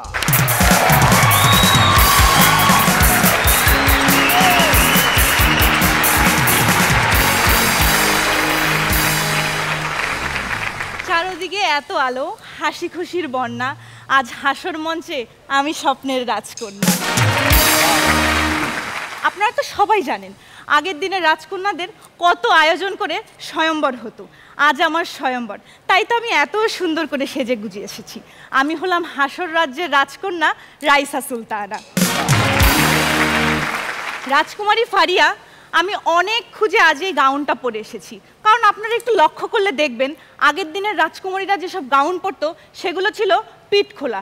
এখন সময় পাল্টেছে, দিগও পাল্টেছে। আমার এত পোশাক থাকার পরেও আমি এই গাউনটা কেন পরেছি বলেন তো? কারণ আমি রাজকুমারী হওয়া সত্ত্বেও গাউন টু আর্ট। এই পোশাকের ব্যাপার আসলে আমি অনেক কনফিউজড হয়ে যাই। কি অদ্ভুত ব্যাপার, যেসব পোশাক শরীরের সাথে টাইট হয়ে লেগে থাকে সেগুলাই নাকি খোলামেলা পোশাক। একটু লক্ষ্য করলে দেখবেন ভিন্ন দেশের রাজকুমারীরা অফ শোল্ডার গাউন পরে। অনেকেই মনে করে সেই গাউনগুলো মনে হয় খুলে পড়ে যাওয়ার ভয় থাকে, কিন্তু না, সেসব গাউন খুলে না পড়ে যাওয়ার কারণে বড় দুইটা কারণ রয়েছে। শুরুতেই বলেছিলাম আজ আমার স্বয়ম্বর। এই স্বয়ম্বরে হঠাৎ করে উপস্থিত হলো আমার প্রাক্তন প্রেমিক রাখাল বালক আবু হেনা রনি। রনি এসে আমাকে বলল, রাজকুমারী শোনো, আজ যদি আমার টাকা আর ক্ষমতা থাকতো তাহলে তোমাকে নিয়ে আমি অনেক দূরে পালিয়ে যেতাম। আমি কইলাম, শোন, আজ যদি তোর টাকা আর ক্ষমতা থাকতো হেলে আমারে নিয়ে তোর পালাই যাওয়া লাগতো না, আমি নিজেই তোর দ্বারে চলে যেতাম। অনেক রাজকুমার এসেছে, এর মধ্যে এক রাজকুমার সেদিন আমার খাস কামরায় আসলো, এসে আমাকে ঝুঁকে সম্মান জানালো। আমিও তাকে ঝুঁকে সম্মান জানালাম। সেদিন আমি বুঝতে পেরেছি কাউকে ঝুঁকে সম্মান জানালে সম্মান বাড়ে, কিন্তু বেশি ঝুঁকলে সম্মান হারানোরও ভয় থাকে। ওমা, হঠাৎ করে দেখি আমাকে নিয়ে দুই দেশের রাজকুমারের মধ্যে মারামারি শুরু হয়ে গেছে। এই মারামারি ঘন্টাখানিক চললো। ঘন্টাখানিক চলার পরে আমি সেনাপতি জাহাঙ্গীরকে ডাকলাম। সেনাপতি জাহাঙ্গীর এসে বলছে, রাজকুমারী এ আপনি কি করেছেন, এতক্ষণ আমায় কেন ডাকেননি? আমি কইলাম, আরে সেনাপতি জাহাঙ্গীর, এতক্ষণ তো সব ঠিকঠাকই ছিল, এখন দেখতেছি যে রাজকুমারের চেহারা খারাপ, সে জিতে যাচ্ছে। যুদ্ধে আমাকে হারিয়ে একদম পাগল হয়ে গেছে তারেক। তারেক তার সৈন্য বর্ণ নিয়ে আমার প্রাসাদে আক্রমণ করলো, আমার প্রাসাদের সকল নারীকে বন্দি করলো। বন্দি করে বলল, হা হা হা হা হা, আজ এই সবগুলো সর্বনাশ করব। আমি বললাম, তারেক আপনি এদেরকে ক্ষমা করে দিন, এদের সর্বনাশ করবেন না, আমাকে যা করার আমাকে করুন, আমাকে করুন, এদের সবাইকে মাফ করে দেন। পিছন থেকে আমার 90 বছরের নানি বলল, যুদ্ধের ময়দানে সবাই সমান অধিকার। আমাকে এবং এদের সবাইকে রক্ষা করতে আমাদের যুবরাজ আমিন খান জং ধরা এক তরোয়াল নিয়ে আসলো। আমি বললাম, কি ব্যাপার যুবরাজ আমিন খান, আপনি জং ধরা তরবারি নিয়ে কেন এসেছেন? আমিন খান বললেন, শোনো রাজকুমারী, এই জং ধরা তরবার দিয়ে যদি আমি ওই তারেককে একবার আঘাত করতে পারি, শালা যুদ্ধের ময়দানে না মরলে পরে টিটিনাস হইয়া ঠিকই মরবে।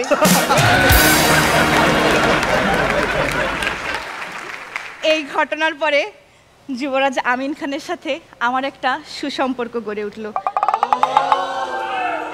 সে একদিন আমার খাস কামরায় আসলো, এসে আমাকে বলল, রাজকুমারী আমি যদি তোমার হাত ধরি তুমি কি করবে? আমি বললাম, আমি চিৎকার করে সেনাপতি জাহাঙ্গীরকে ডাকবো। বললো, আচ্ছা রাজকুমারী আমি যদি তোমাকে জড়িয়ে ধরি তুমি কি করবে? আমি বললাম, আমি আবারও চিৎকার করে সেনাপতি জাহাঙ্গীরকে ডাকবো। এই কথা শুনে আমিন রেগে গিয়ে বলল, তুমি বারবার চিৎকার করে সেনাপতি জাহাঙ্গীরকে কেন ডাকবে? আমি বললাম, কারণ সেনাপতি জাহাঙ্গীর কানে শোনে না। আমি প্রায় আমার রাজ্যের প্রজাদের দেখতে বের হই, সেদিনও আমি বের হলাম তাদের মাঝে কম্বল বিতরণ করতে। প্রজারা আমাকে দেখে বলল, রাজকুমারী আপনি কেন এসেছেন? আমি বললাম, আমি তোমাদের মাঝে কম্বল এবং ভালোবাসা বিতরণ করতে এসেছি। প্রজারা বলল, রাজকুমারী আপনি খালি ভালোবাসাটা বিতরণ করেন, কম্বল আমরা বাড়ির থেকে নিয়ে আসবো।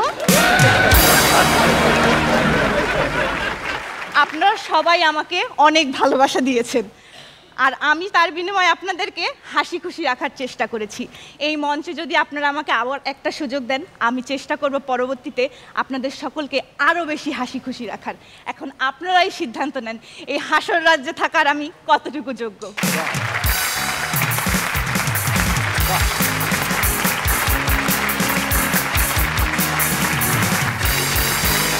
সুলতানা দুর্দান্ত লাগছে, প্রিন্সেসের মতোই লাগছে, কিন্তু আমাদের বিচারকদের কতটুকু ভালো লাগলো সেটাই এবার জানবার পালা। শুরুতেই কে বলবে? আমিন খান, প্রিন্স আমিন।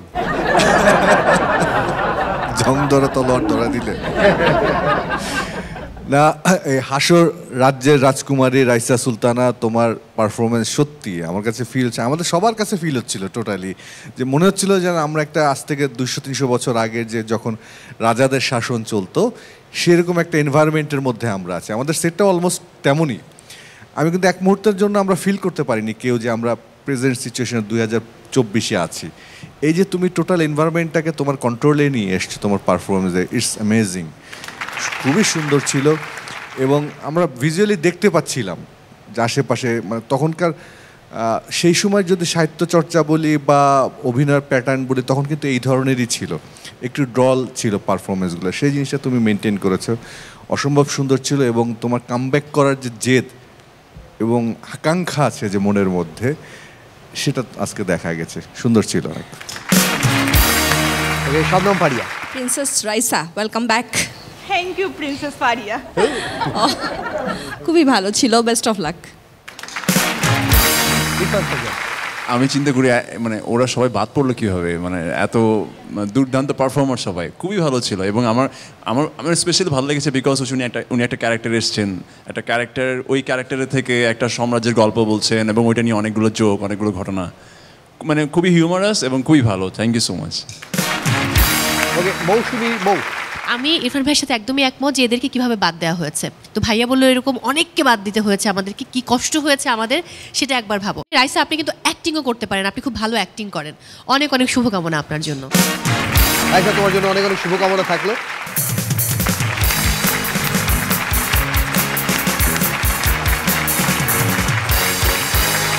ওকে, এবার দুর্দান্ত একজন পারফর্মারকে ডাকতে চলেছি। এই রাইসা এবং সে দুজনে হিমু এবং রূপা ছিল। রাইসা পারফর্ম করে গেছে, সেই বাকের ভাইকে আমরা মঞ্চে ডাকতে চলেছি। আমি জানি না সে আজকে কিভাবে আসবে, কি বেশে আসবে।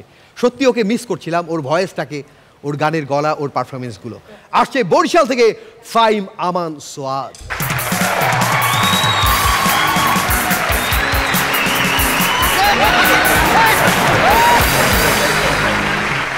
ওকে, আমি এমনিতেও তার ছেঁড়া সুপারম্যান। আমাকে সবাই তার ছেঁড়া সুপারম্যান নামে কেন ডাকে জানেন? কারণ ঢাকা শহরের যে অবস্থা, উঠতে গেলে আগে তার ছিঁড়তে হয়, এরপরে উঠতে হয়। যাই হোক, আমি সুপারম্যান হইতে পারি কিন্তু সিঙ্গেল।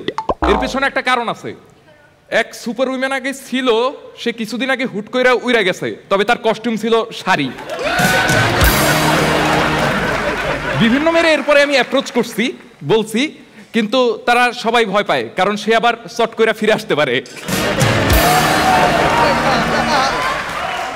আমাদের এই হাসর স্টেজেও একজন সুপারম্যান আছে, এবং সে রাত 11টায় ঠিকই হাসো বন্ধ করে দেয়, রনি ভাই, কারণ সে জীবনে হাসর 12টা বাজতে দেবে না। যাই হোক, ওই দিন তুষার ভাইয়ের সাথে আমার দেখা, তো তুষার ভাইয়ের সাথে আলাপ করতেছি, হঠাৎ করে আমেরিকান সুপারম্যান আমারে কল দিছে। হ্যালো বাংলাম্যান, এই মুহূর্তে আপনি কোথায় আছেন? বিশ্ব ব্যাপক সংকটে, আপনারে আমাকে দরকার। আমি তুষার ভাইয়ের সাথে আছি, আমি এক্ষুনি আসতেছি। থাক, দরকার নাই, আপনি নিজেই এখন সংকটে। যাই হোক, আমি যে শুধু জনগণের উপকার করে বেড়াই ব্যাপারটা একদমই তা না। আমি মাঝে মাঝে আমার ফ্যামিলিরও উপকার করি। যেমন আমার আব্বা যখন কুরবানির সময় গরুর হাটে যায়, আমারে সাথে নিয়ে যায়। প্রথম আব্বা গরু কেনে, এরপরে আমি গরুর সামনে দাঁড়াইয়া উড়াল দেই, আর গরু আমার পিছন পিছন বাড়িতে চলে আসে। তো ওই দিন আমি এরকম উঠতেছি, উড়ে উড়ে যাইতেছি, হঠাৎ করে দেখি আমাকে মুহিব এক ছাদের উপর। আমি চিন্তা করলাম মুহিবের মাথার উপর দিয়ে উড়ে যাবো, উড়ে উড়ে যাইতেছি। ফাজিল মুহিব আমারে কয়, ভাইয়া স্ট্যান্ড উঠান, অ্যাক্সিডেন্ট করবেন। আমি সুপারম্যান। কোনো সন্ত্রাসীরে আমি ভয় পাই না, কোনো বাকের বাইরে ভয় পাই না, কোনো রকস্টারে ভয় পাই না, কোনো পাইলটরে ভয় পাই না, কোনো চাঁদাবাজরে ভয় পাই না। আমি ভয় পাই শুধুমাত্র ওই সব মানুষরে যারা আকাশে ফাঁকা গুলি ছুড়ে। ওই দিন এক হালায় আসমানে ফাঁকা গুলি ছুটছে, একটুর জন্য আমার গোলাগুলি বাইসে গেছে। যাই হোক, আমিন ভাইয়ের সাথে আমার কথা হইতেছে। আমিন ভাই হেভি এক্সাইটমেন্ট নিয়ে আমার জিজ্ঞেস করতেছে, এই সোয়াদ তুই তো এখন নাম করা সুপারম্যান, তো তুই আমাকে বল না তুই উড়িস কিভাবে? বললাম ভাই প্রথম আমি কস্টিউমটা পরি, এরপর ডিরেক্টর জাহাঙ্গীর আমারে যেমনি ডিরেকশন দেয় আমি অমনি উইরা বেড়াই। বললো আমিন ভাই আমারে কইলো যে তুই আসলে ভুল করিস, তুই আমার বন্ধু তুষারের কাছে গেলেই পারিস, ও তোরে 2 গ্লাস খাওয়াই দিবে, এরপর তুই এমনি এমনি উড়বি। আপু, এই বাংলাদেশে সুপারম্যান আছে আমাকে দেখতে পাচ্ছেন, কিন্তু বাংলাদেশে কোনো সুপার উইমেন নাই কেন? কেন কেন কেন কেন কি মনে হয় আপনার মতো সুন্দর একটা মেয়ে এক কস্টিউমে সারাদিন ঘুরে বেড়াবে?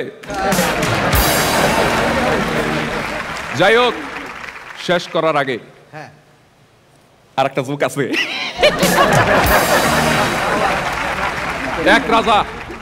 এক রাজা একবার ঘোষণা করছে রাজ্যের অর্ধেক এবং রাজকুমারীরে এক সুপুরুষের হাতে তুইলা দিবে শুধুমাত্র 2টা শর্তে। প্রথম শর্ত, সিংহের দাঁত ভাঙা ফেলতে হবে। দ্বিতীয় শর্ত, রাজকুমারীরে খুশি কইরা অজ্ঞান করে ফেলতে হবে। এই কথা শুনে আমি ওভার এক্সাইটেড হয়ে গেলাম। আমি উড়াল দিয়ে চলে গেলাম ওই রাজ দরবারে। আমারে একটা সিংহের খাঁচায় ঢুকায় দেওয়া হইলো। হেভি ধস্তাধস্তি চলতেছে, খাঁচার মধ্যে শব্দ চলতেছে, বাইরে মানুষের শব্দ, সবাই হেভি এক্সাইটেড। হুট করে সব নিস্তব্ধ হয়ে গেল। আমি বাইরে এসে কইলাম, সিংহটারে অজ্ঞান করে ফেলাইছি, এখন কার দাঁত ফেলাইতে হইব? শেষ করার আগে, আমাদের দেশে আমি ছাড়াও অনেক সুপারম্যান আছে। সকাল সকাল আপনার সন্তানকে যেই রিক্সাওয়ালা রোজ সেফলি স্কুলে নিয়ে যায়, সে একজন সুপারম্যান। আপনার রুমের দরজা খুললে আপনার বাবা, উনি একজন সুপারম্যান। আপনার ভাই সারাদিন আপনার খোঁজ রাখে, উনি একজন সুপারম্যান। যে কৃষক সারা বছর ফসল ফলায়, উনি একজন সুপারম্যান। প্রত্যেকের মা এক একজন সুপারম্যান। অবশ্যই লাস্ট লাইনটা প্রমাণ করার জন্য আমার ফেসবুক লাইভে আসার কোনো দরকার নাই।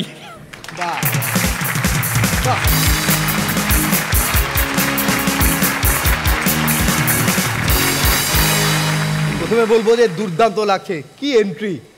মানে আমাদের যদি খালি একটু বাজেট থাকতো, ওদিক থেকে টাঙিয়ে এভাবে নামানো যেত। আচ্ছা সোয়াদ, রনি, সুপারম্যানের এই বাবুর্চি হাফলুঙ্গি তো মনে সুপারম্যানের না। হ্যাঁ, সুপারম্যানের তো উপরে আন্ডারওয়্যার থাকে প্যান্টের উপরে। এটা সুপারম্যান না হয় অন্য কিছু লুঙ্গি ম্যান দিলে মনে ভালো লাগতো। সুপার লুঙ্গি ম্যান। আমরা মৌসুমি মৌ। আমার কাছে মনে হচ্ছিল যে আরো কিছুক্ষণ থাকলে ভালো হতো। খুব ভালো ছিল সবকিছু মিলিয়ে, অনেক অনেক শুভকামনা। আমি কোনোভাবে যদি জাহাঙ্গীর ভাইকে ম্যানেজ করা যেত, বলতাম যে সবাইকে রেখে দেন প্লিজ, কাউকে বাদ দিয়ে না। মানে পারফরমেন্স কখন ছোট মনে হয় জানো? যখন ভালো লাগে তখন পারফরমেন্স ছোট মনে হয়, আর পারফরমেন্স খারাপ লাগলে ছোট পার্টও অনেক লেন্দি ফিল হয়। তোমার পারফরমেন্স অনেক সুন্দর ছিল, খালি যদি একটু সুপারম্যানের পারফেক্ট ড্রেসটা পরতে, আন্ডারওয়্যারটা ভালো লাগতো আরো বেশি। পার্ট অফ জোক অনেক সুন্দর ছিল, বিউটিফুল ছিল। Shabnam Faria, best of luck. Welcome back Swad. আমি তোমার ভয়েস মিস করছিলাম। Thank you ma'am. ভালো ছিল, best of luck. Hey man, আপনাকে দেখতেই ভালো লাগছে। না, এটা Bangladeshi version of Superman. Performance খুবই ভালো ছিল, অনেক এনজয় করেছি। Best wishes. আচ্ছা, এর সব ঠিকঠাক ছিল, কেন এই লাল কাপড়টা ওকে পরাতে হলো? সেই ষাঁড়ের চোখে লাল কাপড়টা কেন বাঁধতে হলো? কেন কেন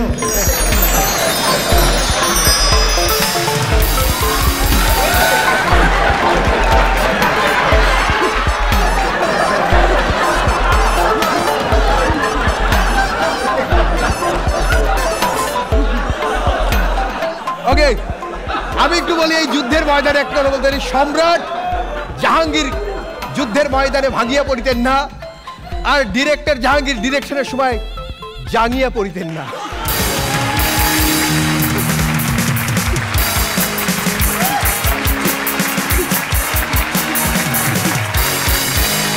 থ্যাংক ইউ। মানে অ্যাকচুয়ালি এটা আমাদের একটা পরিবার, কিন্তু আমরা পরিবারের সদস্যদের আমরা খুব মিস করব, যারা আজকে ফিরে এসে দুর্দান্ত পারফরমেন্স দিচ্ছে, তাকে নিয়ে আমরা মজা করছি, বাট এই প্রত্যেকটা পারফর্মার তার বেস্ট দেওয়ার চেষ্টা করছে, আরও একবার টিকে থাকার জন্য তারা লড়াই করছে। সো হাসি আনন্দের মধ্যে সেই যুদ্ধের দামামা ভিতরে বাজছে। একটা জোরে করতালি হোক। Thank you. স্পেশালি আজকের পর্বে বিশেষ ধন্যবাদ দিতে চাই আমাদের প্রিয় অভিনেতা ইরফান সাজ্জাদ রয়েছেন আমাদের সঙ্গে, সেই সাথে রয়েছে প্রিয় উপস্থাপক অভিনেত্রী মৌসুমী মো, আর মাঝখানে যে প্রিয় দুই মানুষ রয়েছেন যারা আছেন বলে আমরা যা খুশি তাই বলছি, তাদের নিয়ে মজা করছি। অনেক অনেক ধন্যবাদ। আজকে আমাদের এই পর্বে অতিথি হিসেবে আমাদের এই প্রিয় মুখগুলো এসছে, যাদেরকে পেয়ে আমরা আরও অনেক আনন্দিত। একটা জোরে করতালি হোক। আমরা আর কথা বাড়াবো না, একটু শুধু বলতে চাই সাজ্জাদ ভাই, এই যে আমরা স্ট্রাগল করছি, আমরা টিকে থাকার লড়াই করছি, এই স্ট্রাগলিংয়ে আসলে মিডিয়ায় টিকে থাকার এই লড়াইটা আসলে কতটা ডিফিকাল্ট একটু বলেন। এটা অনেকটা রিয়েল লাইফে যদি বলি তাহলে অনেকটা এরকম মানে এরকম কি বলবো একদম টাম্বল নিয়ে উঠে পড়ে লাগার মতোই। আমরা ফার্স্টে যেটা বুঝি যে যখন কিনা আমরা রিয়েলিটি শোতে থাকি বা মাত্র চ্যাম্পিয়ন হলাম বা নতুন নতুন কাজ শুরু করি, তখন আমরা ভাবি যে আমরা স্টার। বাট আমি সবসময় এটা বলি যে এটা মাত্র ফার্স্ট স্টেপ, বাট সামনে যে কত বড় সমুদ্র পাড়ি দিতে হবে সেটা ডিপেন্ড করবে আমি আসলে কোন স্কিলে সাঁতার কাটছি সেটার উপরে। সো আমার কাছে মনে হয় যে নিজের কাজটার প্রতি অনেস্ট থাকা খুব জরুরি, ডাউন টু আর্থ থাকাটা খুব জরুরি, অ্যাজ এ হিউম্যান নিজেকে প্রেজেন্ট করাটা খুব জরুরি। আমরা অনেকে হয়তো বা খুব সাময়িক ফেম পেয়ে নিজেকে অনেক বড় মনে করতে থাকি, আমাদের কথাবার্তার স্টাইলে চেঞ্জ হয়ে যায়, আমাদের হাঁটার স্টাইল চেঞ্জ হয়ে যায়। আমার কাছে মনে হচ্ছে এইসব হচ্ছে খুবই সাময়িক জিনিসপত্র। নিজের ট্যালেন্টটাকে আরও ঘষে মেজে কতটুকু স্পার্কেল করা যায়, আরও মানুষের কাছে আরও প্রেজেন্টেবল করা যায়, এটা খুব ইম্পর্টেন্ট। আমার কাছে যদি ট্যালেন্টটা থাকে মানুষ আমাকে ডাকবে, আর যদি সামহাও আমি যদি আশপাশ নিয়ে বেশি ভাবি তাহলে কিন্তু আমার পড়তেও সময় লাগবে না। ওকে, দারুণ বলেছেন। ওকে, আজকে আমাদের আরেকজন অতিথি রয়েছেন মৌসুমী মৌ। বিশেষ করে আপনার কাছ থেকে শুনতে চাই, দীর্ঘদিন আপনি উপস্থাপনায় আপনার ক্যারিয়ার, সো আমরা যারা নতুন আমাদের উদ্দেশ্যে যদি কিছু বলেন। আচ্ছা, আমার প্রথম যেটা মনে হয়, আমি সবসময় একটা কথা বলি, ক্রিকেটাররা যখন একটা ম্যাচ খুব ভালো খেলে, পরের ম্যাচটা খারাপ করলে কিন্তু আমরা সেটা নিয়ে কথা বলি। সো আমাদের যে উপস্থাপনা বলি, অভিনয় বলি, পুরো লাইফটাই কিন্তু একটা ক্রিকেটের মতো। মানে প্রতিটি ম্যাচ ভালো খেলতে হবে এবং ডে বাই ডে নিজেকে আরও আপডেট করতে হবে। সেটার জন্য কিন্তু জানার কোনো বিকল্প নেই। আমি উপস্থাপকদের জন্য বিশেষ করে বলছি, যেহেতু এখানে 7 জন উপস্থাপক রয়েছে এবং উদীয়মান তারকা তারা। সো আমি বলবো যে জানার কোনো শেষ নেই, শেখার কোনো শেষ নেই, প্রচুর জানতে হবে, নিজেকে আপডেটেড রাখতে হবে। এবং ওই যে একটা ইনিংস খারাপ খেললেই বা একটা ম্যাচ খারাপ খেললেই কিন্তু পরের শোতে আপনি ডাক পাচ্ছেন না। সো আমাকে প্রতিদিন নিজেকে ঝালাই করতে হয়, সেটা জীবনের উপর দিয়ে যা কিছু বয়ে যাক নাই কেন। আরেকটা ব্যাপার বলতে চাই, এই বছরই আমাদের বাবারা, মানে আমার বাবা এবং ইরফান সাজ্জাদ ভাইয়ার বাবা একটা অ্যাওয়ার্ড পেয়েছিল কাকতালীয়ভাবে। আমার বাবার নাম আবুল হাশেম, ওনার বাবার নাম আবুল হাশেম। আচ্ছা। সো আমরা চট্টগ্রামে গেলাম, সেখানে আমি একটা জিনিস লক্ষ্য করলাম যে আমার বাবা আমাকে যেভাবে সাপোর্ট করেন, ভাইয়ার বাবাও খুবই রসিক মানুষ এবং খুবই মজার মানুষ, এবং দুজন মিলে খুব মজা করছিলেন সেই শোতে, মানে শো বলতে অ্যাওয়ার্ড প্রোগ্রামে। সো আমি আপনাদের বাবা মাকে বলবো, বা যারা বাবা মারা দেখছেন, যে সন্তানকে সাপোর্ট করতে হবে, পাশে থাকতে হবে, কারণ আপনি হচ্ছেন আপনার সন্তানের সবচেয়ে ভালো বন্ধু। সো বাবা মার সাপোর্টটা কিন্তু অনেক বেশি দরকার, কারণ জীবন অনেক চড়াই উতরাই যায়। বাবা, দারুণ। যারা নতুন কাজ করছেন, কোনো সমস্যা ফিল করেছেন বা কি সাপোর্ট দরকার, একটু ছোট্ট করে বলেন, কি সমস্যা? ওয়েল, আমি এই পর্যন্ত যেটা বলবো যে বিশেষ করে আমি আমার ক্ষেত্রে যেটা বলবো যে উপস্থাপনার ক্ষেত্রে কিন্তু নর্মালি যেটা দেখা হয় যে আমরা গ্ল্যামারাস যেটা বোঝাই ক্যামেরার সামনে, বাট হিজাবটা কিন্তু অনেক বড় একটা ব্যাপার। বাট এনটিভি এমন একটা জায়গা যেখানে হচ্ছে হিজাবটাকে খুবই নর্মালি নেওয়া হয়েছে এবং আমি খুব স্বাচ্ছন্দ্যের সাথে কাজ করতে পেরেছি, এবং আমাকেও ওভাবে মানে ট্রিট করা হচ্ছে আর 5 জনকে যেভাবে করা হচ্ছে, এবং এই জন্য আমার মনে হয় যে আসলেই এনটিভির পুরো টিম আসলে একটা অ্যাপ্রিসিয়েশন পায় যে আমাদেরকে এভাবে তারা সাপোর্ট করছে। তার মানে বুঝেছি আমাদের প্রতিবন্ধকতা নেই, এনটিভি সেটা উতরে দিয়েছে। এনটিভির জন্য জোরে হাততালি। আমাদের যেমন পোশাক ছিল না, এই পোশাক দিয়ে হেল্প করেছে টাসেল এবং 12 ক্লথিং, তাদের জন্য জোরে হাততালি। আমাদের ঘরে ফ্রিজ ছিল না, টিভি ছিল না, হাসির কোনো মাধ্যম ছিল না, কিন্তু সব আয়োজন একসাথে করে দিয়েছে মার্সেল। মার্সেলের জন্য জোরে করতালি হোক। এই জার্নিতে যে হবে চ্যাম্পিয়ন মার্সেল, তাকে দিচ্ছে নগদ 5 লক্ষ টাকা। যে হবে ফার্স্ট রানার আপ, তাকে মার্সেল দিচ্ছে 3 লাখ টাকা। যে হবে সেকেন্ড রানার আপ, মার্সেল তাকে দিচ্ছে 2 লাখ টাকা। ফোর্থের জন্য মার্সেল পুরস্কার রেখেছে Marcel coded super saver inverter AC. ফিফথের জন্য মার্সেল দিচ্ছে মার্সেল ওয়াশিং মেশিন। সিক্সের জন্য দিচ্ছে মার্সেল রেফ্রিজারেটর। পুরস্কার বলা শেষ। আজকে পর্বে কোনো পুরস্কার দিচ্ছে না মার্সেল আজকে সেফ জোনে। সেই সাথে আজকে বিচারকরা সেফ জোনে, যাক যে আজকে কাউকে মার্কিং করতে হচ্ছে না। কিন্তু একটা ছেলে টেনশনে মরে গেল, আমি আর কতক্ষণ পিছনে থাকবো। আসছে সিলেট থেকে সর্বশেষ পারফর্মার ইমন চাষা।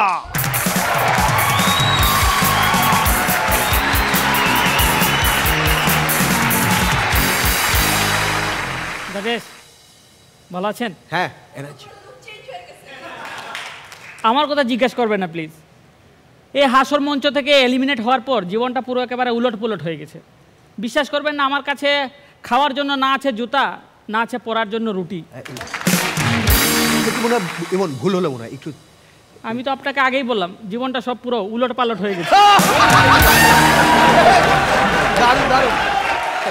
তাই তো বলি, যখন এইখান থেকে এলিমিনেট হয়ে গেলাম টানা 7টা এপিসোড করেছি। আমাকে শাওন দাদা ডাকলো, বলছি ইমন আমি ঠিক বুঝতে পারিনি রে তোর এই 7 এপিসোডের যে পারফরমেন্সের নৌকাটা এভাবে হঠাৎ করে ডুবে যাবে। আমি বললাম দাদা যেখানে 16 বছরের নৌকার কোনো গ্যারেন্টি থাকে না সেখানে আমার গ্যারেন্টি থাকবে।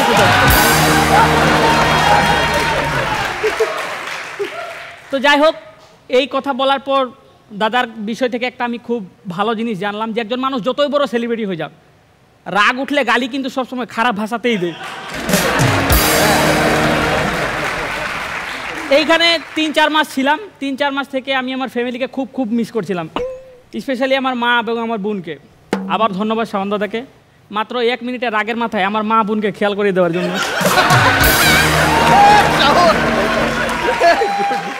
ভালো। আমি এরকমই, আমার যখন মা বোনের কথা উঠলো আমার তো পুরো মাথায় রেগে গেল একেবারে। আমি দাদাকে 2-4টা কিছু বলে দিলাম, সেটা বলা যাবে না।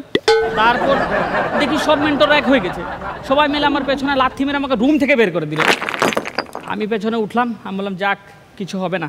তারপর দেখি আমার সাইফুল দাদা আমাকে পেছন থেকে ডাকছে, ইমন দাঁড়া। আমি তো খুশি হলাম, সেই সাইফুল দাদা আমাকে খুব বেশি ভালো মায়া করে। আমি বললাম জি দাদা কিছু বলবেন? বলছে হারাম দাদা পেছনে ঘুর। সবাই লাথি মারার সময় আমার লাথিটা মিস হয়ে গেছে। তারপর ভাবলাম এখানে যত থাকবো আমার ইজ্জত কিন্তু চলে যাচ্ছে। পকেটে টাকা নাই, পকেটে দেখছি আরে আছে 250 টাকা। আমার বাড়ি কিন্তু অনেক দূরে। এই ঘটনাটা আমার মিরু ভাই দেখলো, আর সে ইমন বলছে, আমাকে বললো ইমন তোর পকেটে কত আছে রে? আমি বললাম দাদা 250 টাকা। বলছে তোর বাড়ি কত দূর আর যেতে কত টাকা লাগে? আমি বললাম দাদা আমার বাড়ি 250 কিলোমিটার আর যেতে 1000 টাকা লাগে। দাদা পকেট থেকে 2000 টাকা আমাকে দিল, বলে ইমন তোর যে পারফরমেন্স তুই 250 না, তুই 500 কিলোমিটার যা, এই সিলেটা না, যাতে তোকে পুরো বাংলাদেশে না দেখি। প্রথমে ভেবেছিলাম পালিয়ে চলেই যাব, কিন্তু আপনারাই তো বলেছিলেন আমার ভাষা শুনে আমি নাকি এই দেশেরই না বলেছিলেন। তো যাই হোক আমি ভাবলাম চলে যাব। এখন আমার মনে হয় ইসরে ওই দিন যদি আপার সাথে আমিও চলে যেতাম তাহলে এইসব কথাবার্তা শুনতে হতো না।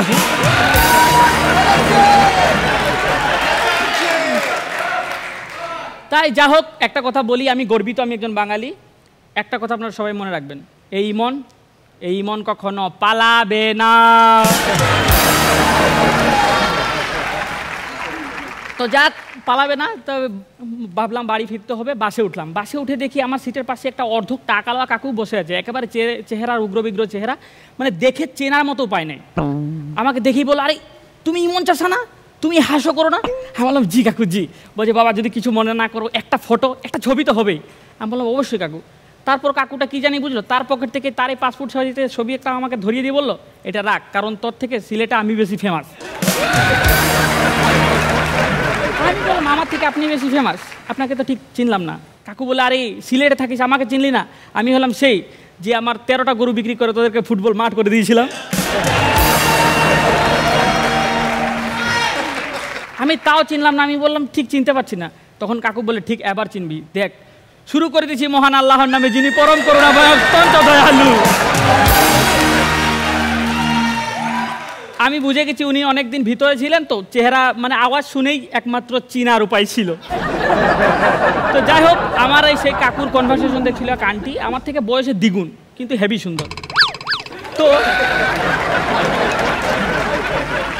আমাদের কনভারসেশন দেখে সেই আন্টি আমাকে বললো, বাবা তোর কাকুর কথা কিছু মনে করিস না, ওর মাথাটা একেবারে গেছে, তুই দেখতে না আমার পুরো বাবুর মতো। আমি বললাম থ্যাঙ্কস আন্টি। তা আপনার বাবু কোন ক্লাসে পড়ে? বলে আরে ধুর বাবু হলো 2 মাস আগে মারা যাওয়া আমার হাজব্যান্ডের নাম।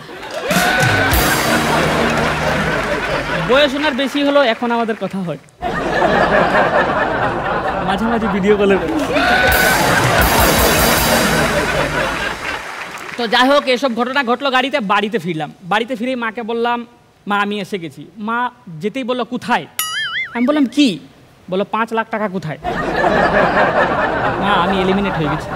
বলছি এলিমিনেট হয়ে গেছি? তুই তো বললি হাসো করলে 5 লাখ টাকা দিই, তুই তো হাসোকে মন থেকে চেয়েছিলি। তখন মাকে আমি একটা হিন্দি সিনেমার ডায়লগ শুনিয়ে দিলাম, পুরো শাহরুখ খানের স্টাইলে, রোমান্টিক মিউজিক। আমি বললাম, মা তুমি তো জানো যদি কোনো জিনিসকে তুমি মন থেকে চাও তাহলে পুরো দুনিয়া যাবে সেই জিনিসটা যাতে তুমি নাই পাও। বলেন তো। তারপর আমি আমার মাকে বললাম, মা ওইসব কথা বাদ দেও, আমি না তোমাকে নিয়ে একটা যুগ বলেছিলাম, আপনাদের মনে আছে ডুয়েটে। বলে কি যুগ? আমি বললাম, মা আমি যুগটা বলেছিলাম যে আমার মায়ের 3 বার বিয়ে হয়েছে, 3 বার ডিভোর্স। কথা শুনেই তো মারা গেল, তোর সাহস কী করে হয় নিজের মাকে নিয়ে সব কথা বলার? আমি বললাম, মা আমাকে ক্ষমা করে দাও, আমি ঠিক বুঝতে পারিনি। মা আমাকে বললো, এদিকে আয়, ক্ষমা টমা বাদ দে, আগে এটা বল যে কথা তোর বাবা জানে না সেটা তুই জানলি কি করে?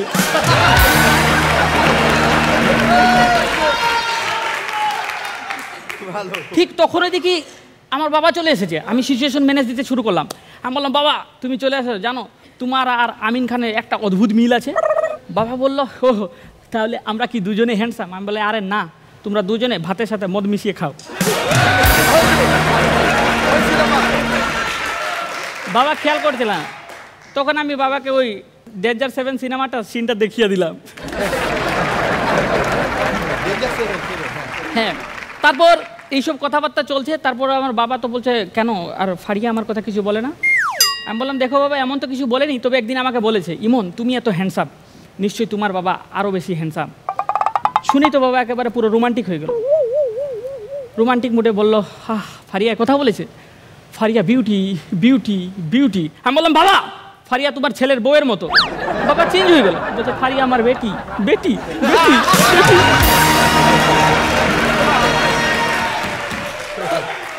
তো যাই হোক, এখানে চলে এসেছি, 3-4 মাস ছিলাম। যখন ওখানে গেছি তখন আমার এক ফ্রেন্ড এসে আমাকে বলছে, তার আগে আমি বলি আমার কিন্তু একটা গার্লফ্রেন্ডও ছিল ওখানে।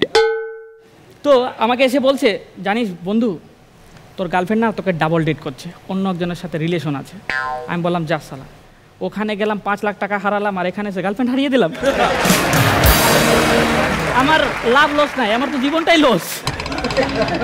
ভাবলাম না, এটা চেক করতে হবে আমার এই ঘটনা সত্যি কিনা। তারপর আমি রাতে বাইকে করে মাথায় হেলমেট নিয়ে মুখ বন্ধ করে আমি রাতের বেলা যাচ্ছিলাম।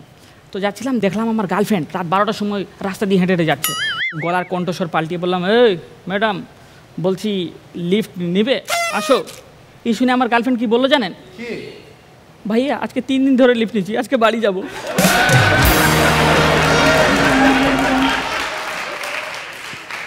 তার সাথে সাথেই আমি ব্রেকআপ করে দিলাম। আমি ভাবলাম না, যেহেতু এখন ঢাকা শহরে প্রায় যাওয়া আসা হচ্ছে, তাই ঢাকা শহরে একটাকে মন দিব। তাই ভাবলাম আমি বের হব, আমি বাইরে যাব, দেশের বাইরে না, অকাতের বাইরে। আমি শবনম ফারিয়াকে প্রপোজ করার চিন্তা করলাম। আমি গেলাম ওনার কাছে, ওনাকে আমি পুরো রোমান্টিক স্টাইলে বললাম, রোমান্টিক মিউজিক। আমি বললাম, এই ফারিয়া আমি তোমাকে ভালোবাসি। ফারিয়া ম্যাডাম বলে, সেট আপ, তোমার সাহস কি করে হয় আমার সাথে এরকম কথা বলার? তুমি জানো আমি তোমার থেকে বয়সে বড়, আমাকে সম্মান দিয়ে কথা বলো। আমি বললাম, ওকে ফারিয়া, সম্মানের সাথে আমি আপনাকে ভালোবাসি। ফারিয়া ম্যাডাম তাও রেগে গেল, বললো, অসভ্য ছোট লোক, বাড়িতে কি তোর মা বোন নেই? আমি বললাম, আছে তো, দুটোই আছে। তাহলে কি নেই? আমি বললাম, ওই শবনম ফারিয়াই নেই। তারপর ফারিয়া ম্যাডাম বললো, আচ্ছা দেখি একবার ভালো করে প্রপোজ কর, দেখি ভেবে চিন্তে কি করা যায়। তারপর তো আমি আমার পুরো ফিলটা দিলাম, সে স্যারকে স্মরণ করে।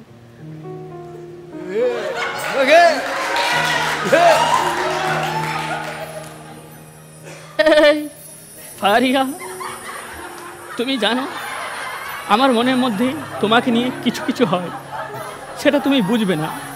ফারিয়া, আই লাভ এখন ফারিয়া ম্যাডামের উত্তর দেবার পালা। ফারিয়া ম্যাডাম বলল, ইমন তুমি তো জানো আমি কপি পছন্দ করি না।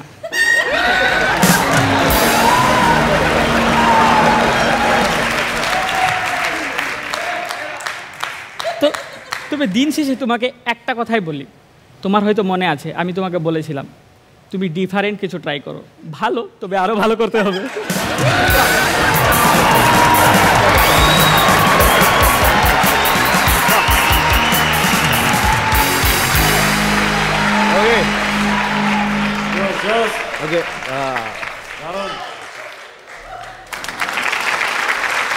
অসাধারণ। একটু বলতে চাই, যখন এর আগে বাদের খাতায় ইমন চাষার নাম উঠেছিল, মেন্টররা নামটা দেখে হতাশ হয়েছিল এবং আমরাও এই নামটা চলে আসলো, ওই দিন হয়তো ব্যাটে বলে মেলেনি, কিন্তু কেন আমরা আফসোস করেছিলাম নিশ্চয়ই তার ফলাফল আজকে আমরা দেখতে পেয়েছি। না রনি, আমরা ওই দিনকে ঠিক ডিসিশনই নিয়েছিলাম ইমন চাষাকে বাদ দিয়ে, কারণ না হলে ইমন চাষার এই পারফরমেন্স আমরা আজকে দেখতে পেতাম না। মানে আমরা মুগ্ধের মতো চেয়েছিলাম তুমি কেন পারফরমেন্স শেষ করলা। আমার মনে হচ্ছে আরো আধা ঘন্টা যদি তুমি কন্টিনিউ করতে, আমরা সব তাকিয়েছিলাম। এই যে নতুন গেস্ট, সেও বিমুগ্ধের মতো তাকিয়েছিল, ওই পাশে সাজ্জাদ সেও বিমুগ্ধের মতো চেয়েছিল। এই প্রথম দেখলাম শবনমকে চেয়ার ছেড়ে পিছনে চলে যেতে, ফার্স্ট টাইম এই টোটাল হাসর এপিসোডের মধ্যে। এটা তোমার অ্যাচিভমেন্ট। তুমি বাসায় যে গালি খেয়েছো, যেটা এই যে মেন্টররা তোমার পেছনে লাথি মেরেছে, এটা ফিজিক্যালি না হোক, তুমি কিন্তু ফিজিক্যালি অনুভব করেছো, মেন্টালি অনুভব করেছো যে তুমি একটা লাথি খেয়েছো, এবং এই যে জেদটা তোমার মধ্যে কাজ করেছে না, এটা তোমাকে অনেক দূর নিয়ে যাবে, অনেক দূর নিয়ে যাবে, বললাম অনেক দূর নিয়ে যাবে। অসম্ভব সুন্দর হয়েছে, বিউটিফুল। দারুণ বলেছেন শবনম ফারিয়া। বাড়ি গিয়ে কি খেয়েছো? কি খাচ্ছিলে বাড়ি গিয়ে? মানে ইটস আ ডিফারেন্ট ইমন চাষা, অবশ্যই। হ্যাঁ, সেটা পারফরমেন্স ওয়াইজ ও লুক ওয়াইজ, অ্যান্ড ও যে কনফিডেন্টলি এবার পারফর্ম করলো, মানে এইরকম কনফিডেন্স আমি ওর মধ্যে এর আগে দেখিনি। I am so glad to see you. আজকের পারফরমেন্স ইয়োর বেস্ট পারফরমেন্স। এটা আমি কি বলে রাখি, সে বাড়ি গিয়ে কি খেয়েছে, কিছুই খেতে পায়নি, না খেয়ে চলে এসছে এখানে। সাজ্জাদ ভাই এবং মৌসুমী মেয়ের জন্য একটু ইনফরমেশন দিয়ে রাখি। তার বাড়ি হচ্ছে মৌলভীবাজার, মৌলভী চা বাগানে জব করে, তার বংশ পরম্পরায় সত্যিকারের চা বাগানে কাজ করে। ইমন চাষা সে একজন প্রাইমারি স্কুলের টিচার, যেই স্কুলটা ওই চা বাগানের, কিন্তু এটার বেতন হচ্ছে মোটে 4,500। আমরা চা শ্রমিকদের নিয়ে আমরা অনেক কথা বলেছি, সেসব নিয়ে অনেক ডিসকাস করেছি, বাট সেই স্ট্রাগলার।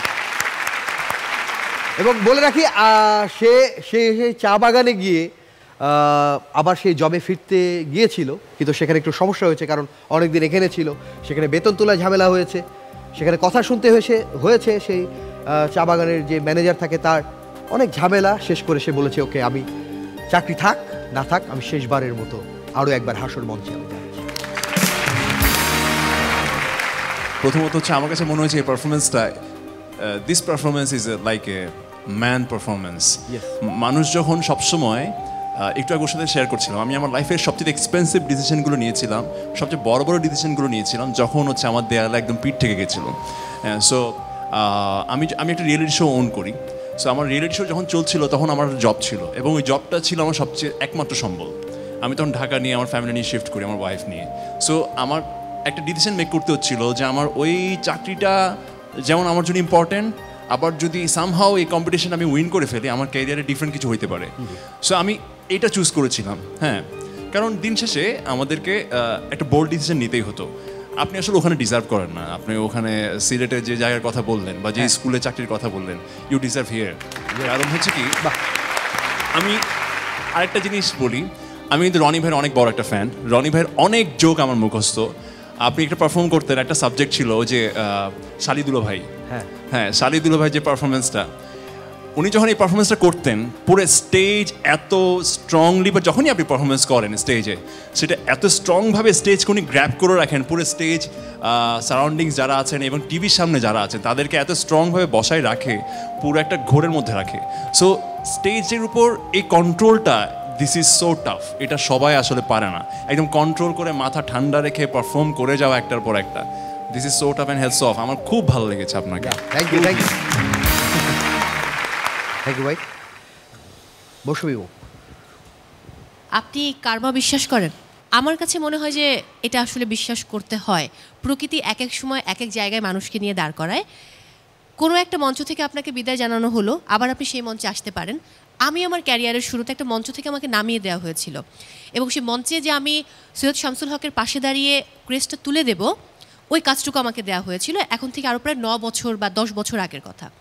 সো আমার বাবা, আমার বন্ধুর বাবা, মানে আমার বান্ধবীর বাবা, ওরা সামনে বসা ছিল এই প্রোগ্রামটা দেখবে বলে। তারপর যেটা হলো যে আমাকে নামিয়ে দেওয়া হলো, এবং আমি পেছন দিয়ে হেঁটে গিয়ে সামনে গিয়ে বসলাম। আব্বু বললো যে কেন এখানে তুমি, তোমার তো ওখানে থাকার কথা। আমি তো খুব হ্যাপি যে সব্যসাচী লেখক, তার পাশে দাঁড়িয়ে তাকে অ্যাওয়ার্ড তুলে দেওয়া হবে, ওই ট্রেটা আমি নিয়ে যাব, অ্যাওয়ার্ডটা তুলে দেবে একজন খুব স্বনামধন্য ব্যক্তিত্ব। সো আমাকে বাদ দেওয়া হয়েছিল কারণ অন্য আরেকজন মেয়েকে বলা হয়েছিল, যিনি হচ্ছে সিনিয়র, কেউ তাকে বলেছিলেন। তো আমাকে যেহেতু কম্পারেটিভলি জুনিয়রকেও ইনভাইট করেছেন এই কাজটা করার জন্য, এই জন্য আমাকে বাদ দেওয়া হয়েছে। বিশ্বাস করুন, টু বি ভেরি অনেস্ট, ওই প্রতিষ্ঠানের অলমোস্ট সব শো এখন আমি করি। যারা আমাকে মঞ্চ থেকে নামিয়ে দিয়েছিল, সেই মঞ্চটা এখন আমার গ্রিপে। এটা আমি আমার কর্মদক্ষতা, আমার যোগ্যতা, আমার পরিশ্রম এবং সততা দিয়ে অর্জন করেছি। সো কার্মাতে বিশ্বাস করুন, বলা যায় না আপনার ভাগ্য ভালো কিছু হতে পারে। আজকের এপিসোডের আগ পর্যন্ত আমরা ওর ব্যাপারে একটা ইনফরমেশন জানি, ওটা ছোট একটা জব করে, টিচার, বেতন খুবই কম। কিন্তু আরেকটা ইনফরমেশন কেউ জানে না, ওই হাঁসতে টিকার পরে ওর আসার মতো ভাড়া ছিল না, একটা ভালো মোবাইল ছিল না, ওদের একটা বাছুর বিক্রি করে সে আসছে এখানে, 27,000 টাকা দিয়ে বিক্রি করছিল। কারণ এখানে ক্যাম্পে থাকলে ইন্টারনেট ইউজ করতে হয়, মোবাইল ঘাঁটতে হয়, আমরা দিন রাত তো পরিশ্রম করি। এই মোবাইল নেওয়ার জন্যই মানে তাদের শেষ সম্বল ছিল ওই বাছুরটাই, ওটা বিক্রি করে সে এখানে আসছে। এই ডেডিকেশন, থ্যাংক ইউ। বাসা থেকে বাছুরটা বিক্রি করে এসছেন, শুধু বাছুরটা বিক্রি করেছেন? এর আগে মা অসুস্থ ছিল, গাভিটা বিক্রি করে দিয়েছে। আর মাকে বলেছিলাম এখানে আসবো, মানে ট্রলি ব্যাগ, মোবাইল লাগবে, আমার ছোট মোবাইল ছিল, আমি সেখানে একটা মোবাইল টাকা টোকা ছিল না। বাবা এক পলকের জন্য ভাবেনি যে কী করে, মানুষ অনেকজন জড়ো হয়ে গেছে যে ছেলে হাস্য করছে, কদিন পরে টিভিতে দেখাবে। বলে যতই দূর যাক, এটা আমি মনে করি না, মনে করবি তোর ভবিষ্যৎ যেটাই হোক। আর বাবা মার প্রতি আমার একটা বিশ্বাস থাকে, কেন মা বলে যে আমি জীবনে কোনো কিছু করলে ভুল কিছু করব না। বলে আমার ছেলেকে শিক্ষিত বানিয়েছি, যা করবে ভেবে চিন্তে করবে, ভালো করবে। তাই বাছুরটা একেবারে ভেবে না চিনতে বাবা বিক্রি করে দিয়েছি। আমি সকাল উঠে দেখি বাবা বিক্রি করে দিয়েছি। একটা জোরে হাততালি। গাইও বিক্রি হয়েছে, বাছুরও বিক্রি। সার কি আছে? আমি জাস্ট এমনি জানছি, হয়তো সেই সারকে আমরা আবার সামনের সিজনে বিয়ে দিব, একটা গাই আসবে, আবার বাছুর হবে, ঘর আবার ভরে যাবে। আর সেই সার যদি না থাকে, এই সার আছে, এই সার সেই ইচ্ছাগুলো পূরণ করবে। মজা করে যাই বলি না কেন, সবচেয়ে বাস্তব সত্যটা হচ্ছে ইমন চাষা এমনভাবে সেই চা বাগান থেকে ফিরে এসছে, সেখানে তার যাওয়ার আর কোনো উপায় নেই, তাকে যা করার এই ঢাকাতে করতে হবে। সো এখানে আমি দেখতে পাচ্ছি মার্সেলের অনেক ঊর্ধ্বতন কর্মকর্তারা রয়েছেন, যারা চাইলেই ডিসিশন নিতে পারবেন। তাদের প্রতিষ্ঠান রয়েছে, সেখানে কোনো জবের সুযোগ হতে পারে, আর এনটিভির দরজা তার জন্য তো খোলা থাকলোই। সো অনেকে আবার নিজের দিকে তাকাচ্ছেন, তাদেরকে ধন্যবাদ। পরবর্তী রাউন্ডে এই পর্ব থেকে কে যাচ্ছে সেটাই দেখতে চাই। বাকি 5 জনকে মঞ্চে আসতে দ্রুত অনুরোধ করছি, প্লিজ চলে আসুন এক দৌড়ে।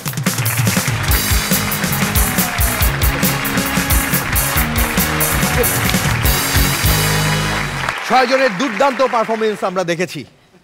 আমিন ভাই তো বলে ফেলেছে যে কেন তাদের আগে বাদ দিলাম না, বাদ দিলে হয়তো আরো ভালো হতো। ওকে, আমি এখনই ফলাফল প্রকাশ করছি, কে যাচ্ছে আমাদের সঙ্গে পরবর্তী রাউন্ডে। একজনকে আমরা বেছে নেব এই পর্ব থেকে। সেই একজন, কিছু বলবেন আমিন ভাই? রনি, মানে আজকেদের পারফরমেন্স যা করেছে, নিজেদের যে আগ্রহ দেখলাম, নিজেদের মধ্যে যে জেদ দেখলাম, এবং পারফরমেন্স বেটার করার যে আগ্রহ দেখলাম এদের মধ্যে, সত্যি আমরা সবাই এখানে যারা বসে আছি প্রত্যেকে খুব মানে অবাক হয়েছে যে না, এদের মধ্যে অনেক কিছু আছে দেবার মতন, এখনও বাকি আছে, যেটা হয়তো তারা নিজেদের ভুল আগে বুঝতে পারেনি বা কোথায় তাদের ল্যাকিং ছিল সেটা বুঝতে পারেনি। এই গ্যাপের টাইমের মধ্যে তারা সেটা আবার শুধরে নিয়েছে এবং পারফরমেন্স চরম লেভেলের সুন্দর পারফরমেন্স তারা দিয়েছে। আমাদের ডিসিশন ছিল যে আমরা এখান থেকে একজনকে নিয়ে যাব আমাদের নেক্সট এপিসোডে। ওকে, মানে আগে 9 জন আছে, একজন মিলে 10 জন হবে। একটা গুড নিউজ দিতে চাই, আমরা একজন নয় 2 জন, 2 জন না, আমরা 3 জন। আচ্ছা, আমরা অডিয়েন্সরা খুশি হলাম এদের মধ্যে, কারণ এরা কেউ বুঝতে পারছে না যে কোন 3 জন, কারো মনে উল্লাস নেই কোন 3 জন হতে পারে। সো আমরা আলটিমেটলি 3 জন নিয়ে যাচ্ছি, কারণ আমরা এদের চেষ্টাকে সম্মান জানাই, শ্রদ্ধা জানাই। ওরা যে পরিমাণ কষ্ট করেছে এই টিকে থাকবার জন্য, এটাকে শ্রদ্ধা জানাচ্ছি এবং আমরা আশা করব তারা নেক্সট লেভেলে তাদের বেটারটা উজাড় করে দেবে ইনশাল্লাহ। যে 3 জন যাচ্ছে আমাদের সাথে, সে 3 জনের নাম আমি ঘোষণা করছি। অবভিয়াসলি ইমন চাষা,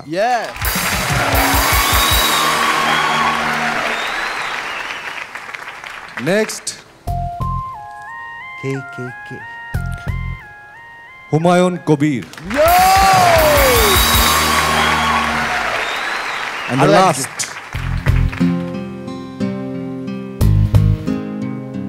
আরিফ আহমেদ।